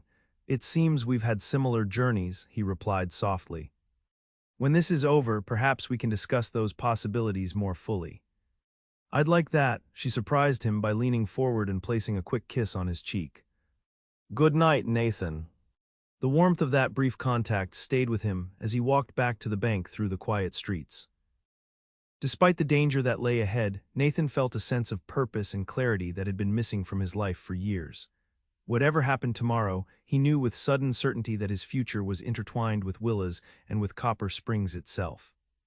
For the first time since the war, Nathan Zachary was no longer running from connection but moving toward it. The night passed without incident, though Nathan remained vigilant throughout. By dawn, he had checked and rechecked his weapons, reviewed the plan countless times, and prepared himself mentally for what lay ahead. Sheriff Holloway arrived at the bank just after sunrise, bringing a bulletproof vest for Nathan and confirming that his deputies were in position. "Any sign of Decker or Harper?" Nathan asked as he strapped on the heavy canvas and metal vest beneath his shirt. "They checked out of the hotel late last night," Holloway replied, looking troubled. "Told the clerk they were heading to Prescott on morning business." A ruse to throw off suspicion, Nathan guessed. They wouldn't abandon their plan at this stage. "That's my thinking." "They're out there somewhere, watching and waiting." Holloway checked his revolver. "My deputies are positioned along the route, dressed as ordinary townspeople. They'll move only on my signal." At 8 o'clock, Nathan made his way to the Davenport home. Willa was dressed for business as usual, though Nathan noted the slight bulkiness around her midsection where her protective vest was concealed. Edmund Davenport appeared equally composed, though the strain showed in the tightness around his eyes. "The safe is ready," Davenport said, leading them to his study. "I've prepared a strongbox that appears to contain gold but actually holds lead weights. If they manage to escape with it, they'll find their robbery less profitable than expected." "Let's hope it doesn't come to that," Nathan replied, checking the load in his revolver one final time. "Remember, your safety is paramount. If shooting starts, take cover immediately and stay down." Davenport nodded grimly. "Willa has been instructed to do the same." The strongbox was securely locked and placed in a leather satchel, which Nathan would carry. Their plan was to walk openly from the Davenport home to the bank, making themselves visible targets under the assumption that Decker and Harper would prefer to strike, while the money was in transit, rather than attempting to breach the bank itself. Sheriff Holloway had arranged for one of his deputies to ride ahead of them, ostensibly as an escort but actually to draw out any potential ambush. Two more deputies would follow at a distance, ready to close in once the robbery attempt began. "Are you ready?" Nathan asked Willa as they prepared to leave. "Yes," she replied, her voice steady despite the danger they were about to face. "Let's finish this." They set out just after 9 o'clock, walking deliberately down the hill from the Davenport home toward town. The morning was clear and cool, the streets beginning to fill with the normal activity of a business day. Nathan carried the satchel containing the strongbox, while Davenport and Willa flanked him on either side. As they approached the center of town, Nathan scanned rooftops, alleyways, and windows for any sign of Decker or Harper. The deputy riding ahead of them proceeded slowly, also alert for danger. Everything seemed normal, yet Nathan could sense the tension in the air, the heightened awareness that comes before violence erupts. They had nearly reached the bank when Nathan spotted a flash of movement on a rooftop. "Down," he shouted, dropping the satchel and pushing Willa and her father toward the shelter of a nearby water trough. A shot rang out, the bullet splintering the boardwalk where they had been standing moments before. Sheriff Holloway emerged from a doorway across the street, revolver drawn. "Where?" he called to Nathan. "Rooftop hardware store," Nathan replied, drawing his own weapon. He kept his body between Willa and the direction of fire, shielding her as best he could. More shots followed, creating panic on the street as pedestrians scattered for cover. Nathan caught a glimpse of red hair as Decker shifted position on the roof. "Decker's on the hardware store," he told Holloway. "Harper must be nearby." As if in answer to his speculation, a man appeared from an alley beside the bank, a rifle in his hands. He was well dressed, with the look of an Easterner despite his weapon and aggressive posture. "That's far enough," Harper called. "Slide the satchel toward me and no one else needs to get hurt." "Do as he says, Zachary," Davenport ordered, his voice tense. "The money isn't worth lives." Nathan hesitated, torn between the plan to apprehend the robbers and the immediate danger to Willa and her father. Another shot from Decker on the rooftop decided him. The bullet struck uncomfortably close, showering them with splinters from the water trough. "All right," Nathan called to Harper. "I'm sending the satchel over, hold your fire." He pushed the satchel across the dusty street toward Harper, who moved forward cautiously to retrieve it. "Now we're leaving town," Harper announced. "Anyone follows us, this ends badly." But as Harper bent to grab the satchel, one of Holloway's deputies emerged from the bank entrance behind him. "Drop your weapon," the deputy shouted. Harper spun with surprising speed, firing his rifle. The deputy dropped, clutching his shoulder. In the confusion, Harper snatched the satchel and began running toward where two horses were tethered near the saloon. "Cover me," Nathan told Holloway. Then to Willa and her father, "Stay down no matter what." Without waiting for acknowledgement, Nathan sprinted after Harper, keeping low to avoid Decker's fire from the rooftop. He heard Holloway shooting back at Decker, providing the covering fire he needed. Harper reached the horses and was attempting to mount while holding both the rifle and satchel when Nathan tackled him from behind. They crashed to the ground, the satchel flying from Harper's grasp. The rifle discharged harmlessly into the air as they struggled in the dust. Harper was younger and heavier than Nathan, but Nathan had the advantage of combat experience. He landed a solid punch to Harper's jaw, momentarily stunning him, then wrenched the rifle from his grip. Harper recovered quickly, drawing a knife from his boot and slashing wildly. Nathan felt a burning pain across his forearm as the blade connected, but adrenaline kept him moving. He knocked Harper's arm aside and delivered another powerful blow, this time to his midsection where the protective vest didn't cover. Harper doubled over, gasping. Taking advantage of his opponent's vulnerable position, Nathan brought the rifle butt down hard on Harper's shoulder, driving him to his knees. A final strike to the back of the head left Harper unconscious in the dirt. Nathan looked up to see Decker attempting to climb down from the hardware store roof, presumably to help his partner or retrieve the satchel. Sheriff Holloway and another deputy were moving to intercept him. Suddenly, Decker changed direction, scrambling back onto the roof and running toward the opposite side of the building. Nathan realized with horror that his new path would take him directly above where Willa and her father were still sheltering behind the water trough. "Willa, move," Nathan shouted, already running toward her. Decker leapt from the roof onto the boardwalk, landing hard but keeping his feet. Before Willa or Davenport could react, he had grabbed Willa, pressing a revolver to her temple. "Back off," he screamed at the approaching lawman. "Back off or she dies." Everyone froze. Nathan stood 20 feet away, his own revolver half drawn, knowing he couldn't risk a shot with Decker's gun against Willa's head. Davenport remained crouched by the water trough, his face ashen. "Smart move," Decker said, beginning to back away with Willa held firmly against him. "Now throw down your weapons, all of you." "Don't do it, Decker," Sheriff Holloway said, his revolver still aimed. "There's no way out of this. Even if you kill her, you won't make it to the town limits alive." "Maybe not," Decker snarled, "but Davenport will know what it feels like to lose everything that matters." His grip on Willa tightened, and Nathan could see pain flash across her face. "He took my claim, my future. Seems fair I take his daughter in return." "The claim was worthless," Davenport said, rising slowly from his position by the water trough. "You knew it was played out.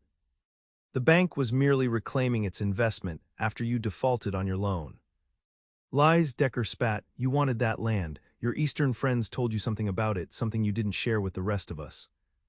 As Decker's attention was momentarily divided between Davenport and the sheriff, Nathan caught Willa's eye. With the smallest of movements, he indicated for her to prepare to drop. She blinked once in acknowledgement. "You're right," Nathan said suddenly, drawing Decker's attention. "Davenport knows the northern claims contain a major copper deposit. He's been buying them up systematically." Decker's expression shifted from rage to vindication. "I knew it, I damn well knew it." His grip on Willa loosened slightly as he turned more fully toward Nathan.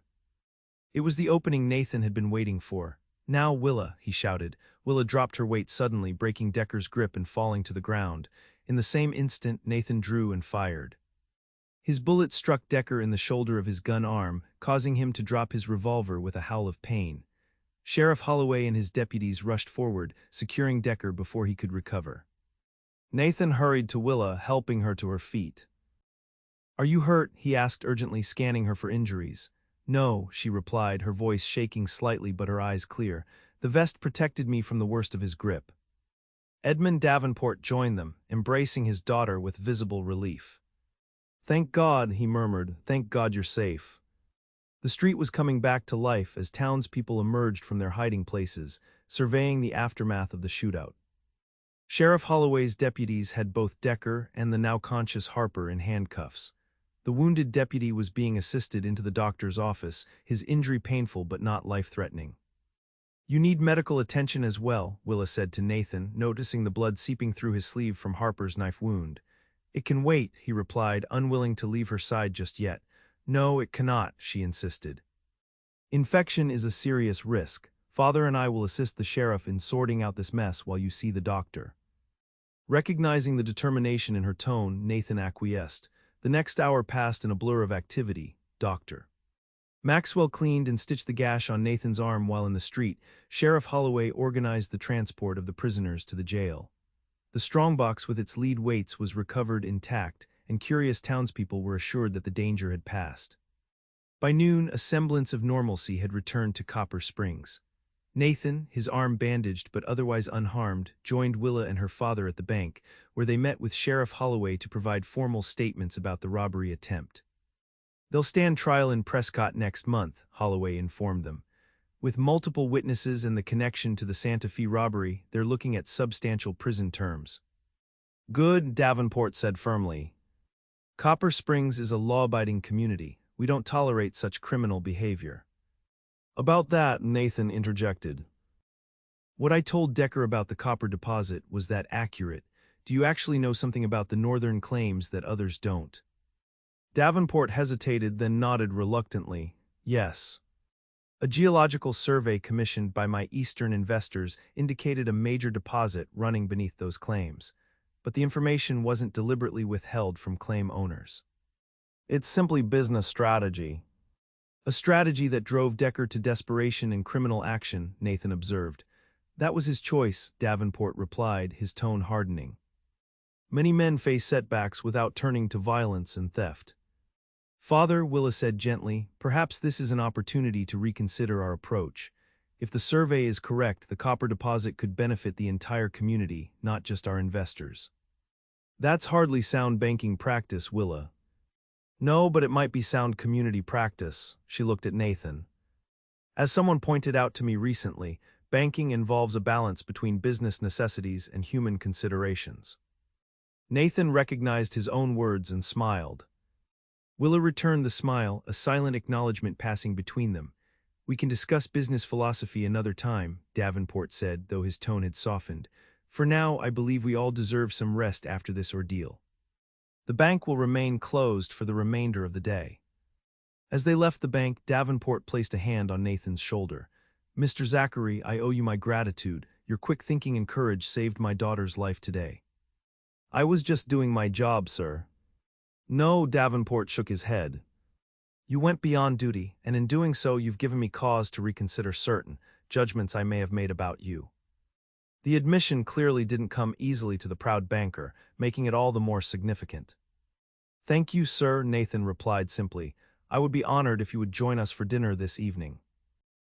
I believe we have much to discuss regarding your future with the bank, and perhaps with Copper Springs. With that, Davenport walked ahead toward his home, leaving Nathan and Willa momentarily alone on the bank steps. That was unexpected, Nathan said, watching Davenport's retreating figure. Not entirely, Willa replied. Father values courage and loyalty above almost all other qualities. You demonstrated both today. As did you, Nathan said, turning to face her. Most people would have panicked with a gun to their head. You remained calm and acted decisively when the moment came. I knew you would be there, her voice softened. Just as I know you won't disappear without saying goodbye. The reference to their previous conversation brought a smile to Nathan's lips. About that, I've been thinking, January is arbitrary. Calendars are just human inventions to mark the passage of time. Are you suggesting your 3-month commitment is equally arbitrary? A hint of hope crept into her voice. I'm suggesting that perhaps my future lies here in Copper Springs, regardless of what date the calendar shows. The joy that illuminated her face was worth any uncertainty he might still harbor about putting down roots after so many years of wandering.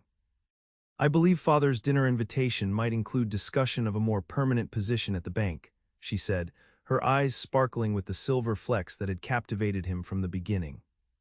I'd be interested in hearing his proposal, Nathan replied, though my decision to stay wouldn't be primarily about employment. No, she tilted her head slightly. What would it be about then? I think you know, Willa. Their eyes held, the connection between them palpable in the autumn sunlight. Then with a small smile, Willa glanced at his bandaged arm. You should rest before dinner. That wound needs proper healing. I'll walk you home first. Always the protector, she said, but her tone was warm with affection. As they walked together up the hill toward the Davenport home, Nathan felt a sense of homecoming that had nothing to do with physical location and everything to do with the woman beside him. The frontier might be harsh and unforgiving at times, but it had also given him this unexpected second chance at connection, at belonging. The path ahead still held challenges: Thomas Blackwell's imminent release, the adjustment to settled life after years of wandering, the inevitable complications of a relationship with a banker's daughter. But for the first time since the war had shattered his former life, Nathan faced the future not with dread but with anticipation. His long-held belief that the frontier was no place for attachment, that caring only led to loss, had been challenged and transformed through knowing Willa. She had shown him that vulnerability could be strength, that roots could provide stability rather than constraint, that love could flourish even in the harshest environments. As they reached her door, Nathan took Willa's hand. "Until dinner," he said softly. "Until dinner," she echoed, her fingers lingering in his. In that simple exchange lay a promise, not of perfection but of possibility, and for now that was enough. The weeks following the attempted bank robbery brought significant changes to Copper Springs and to Nathan Zachary's life. Edmund Davenport, true to his word, offered Nathan a permanent position as head of security for the bank, with expanded responsibilities that included overseeing the safe transport of mining payrolls and valuable shipments throughout the territory. "Your actions during the robbery attempt demonstrated not only courage but strategic thinking," Davenport had said during their dinner conversation that evening. "Such qualities are invaluable in our growing enterprise." Nathan had accepted the position, recognizing it for what it was, not just employment, but Davenport's tacit approval of his continued presence in Copper Springs and in his daughter's life. The salary was generous, the work suited to his abilities, and most importantly, it provided a legitimate reason to remain near Willa. Their relationship had evolved cautiously but steadily in the aftermath of the robbery. Professional decorum still governed their interactions at the bank, but their evenings often included walks through town, occasional dinners at the Davenport home, and conversations that deepened their understanding of each other. "I never thought I'd see you put down roots," Mrs. Whittaker commented one evening as Nathan returned from escorting Willa home. "But it suits you, Mr. Zachary. There's a piece about you that wasn't there when you first arrived." She wasn't wrong. The restlessness that had driven Nathan for years had subsided, replaced by a growing sense of belonging. He had begun to recognize faces throughout town, to exchange greetings with merchants and ranchers, to feel invested in the community's well-being. But shadows still lingered on the horizon. Chief among them was the impending release of Thomas Blackwell from the territorial prison, now just days away. Despite Willa's assurances that Blackwell posed no threat to their developing relationship, Nathan sensed her unease whenever the subject arose. "He is a manipulator, Nathan," she told him one afternoon as they reviewed the weekly transport schedule. "He knows how to find a person's weakness and exploit it. My father values business acumen above almost all else. Thomas used that. I valued romantic ideals. He used that too." "And me?" Nathan asked. "What's my weakness?" Willa looked at him, her expression softening. "You value protection, honor. He'll try to use that against you, make you seem reckless or dangerous." Her prediction proved prophetic when Thomas Blackwell arrived in Copper Springs 3 days later. He didn't come as a contrite ex-convict. He arrived in a private stagecoach, dressed in a fine suit, accompanied by two men he introduced as investors from Denver. The meeting in Edmund Davenport's office was tense. Nathan stood by the door, his presence ostensibly for security but in reality to serve as a silent wall between Willa and the man who had betrayed her. Blackwell was handsome in a polished, soft way, the antithesis of Nathan. He greeted Willa with a familiarity that made Nathan's hand twitch toward his gun, but he focused his attention on Edmund. "I made mistakes, Edmund," Blackwell admitted smoothly. "Desperation drives good men to bad ends. But prison gave me time to think and to plan. I know about the copper survey, and I know you're having trouble securing the capital to exploit it fully without alerting the major mining conglomerates." He gestured to his companions. "These gentlemen represent a silent syndicate. They are willing to put up the funds for the mining equipment and labor in exchange for a minority stake. No public filings, no alerting the competition." Davenport listened, his banker's mind clearly warring with his personal distaste. "And what do you get out of this, Thomas?" "A second chance," Blackwell said, looking at Willa with a practiced expression of regret, "and a small finder's fee. I want to rebuild my reputation, Edmund. Let me help you make Copper Springs the richest town in the territory." It was a seductive offer. Nathan saw the hesitation in Davenport's eyes. But he also saw the way Blackwell's gaze flickered around the room, assessing, calculating, not like a man seeking redemption but like a predator checking for exits. In the days that followed, Blackwell launched a charm offensive on the town. He apologized publicly, made donations to the church, and spoke eloquently about the future. He treated Nathan with condescending politeness, dismissing him as hired help while trying to corner Willa at every opportunity. "He's up to something," Nathan told Willa as they walked home one evening. The first snow of December was falling, dusting the streets in white. "He's not interested in a minority stake. Men like him want the whole pot." "I know," Willa agreed, shivering slightly. Nathan draped his heavy coat over her shoulders, leaving his arm around her for a moment longer than necessary.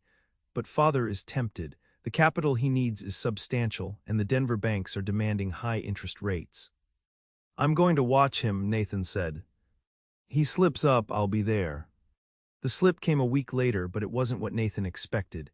He was making his night rounds at the bank when he found the back door unlatched. He drew his weapon, moving silently through the shadows. He heard voices in the main office, not whispering but arguing. "You said the vault combination hadn't changed." It was Decker's voice. "It shouldn't have," Blackwell hissed back. "Davenport is a creature of habit." "Try it again."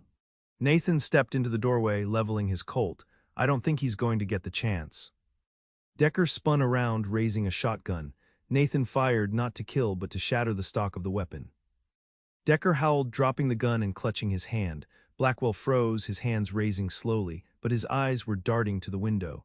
"You're making a mistake, Zachary. We're just robbing the bank," Nathan finished. "Again?" "It's a frame-up," Blackwell shouted, his composure cracking. "You lured us here." "Save it for the sheriff," Nathan said, but before he could march them out, the front window shattered.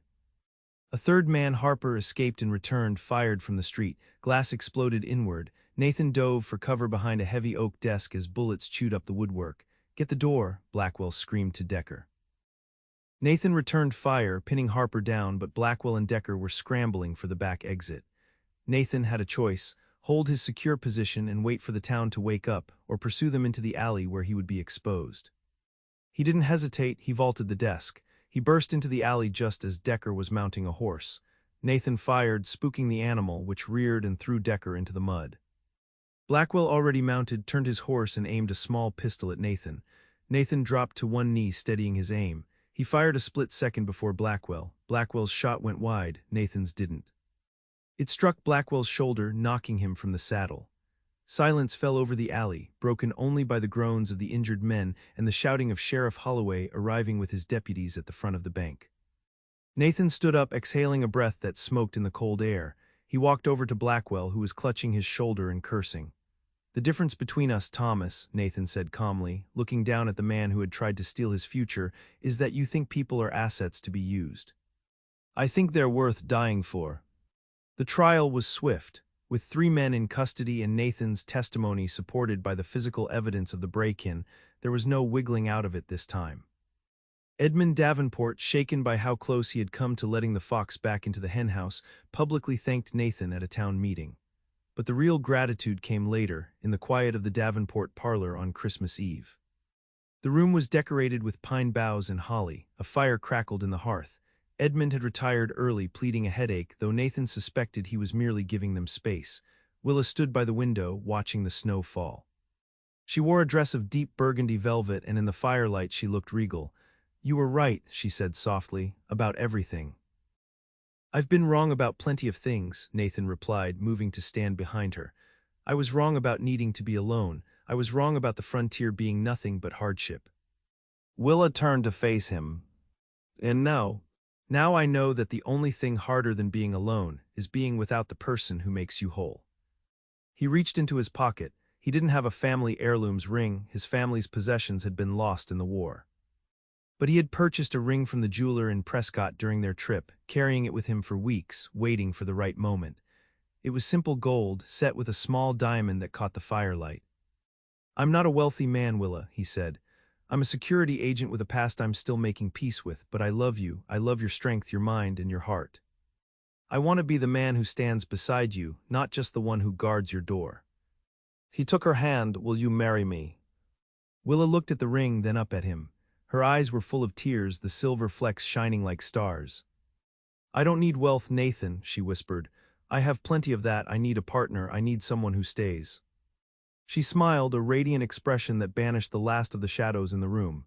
"Yes," she said. "I will marry you." Nathan pulled her into his arms, kissing her as the church bells began to ring for the Christmas service.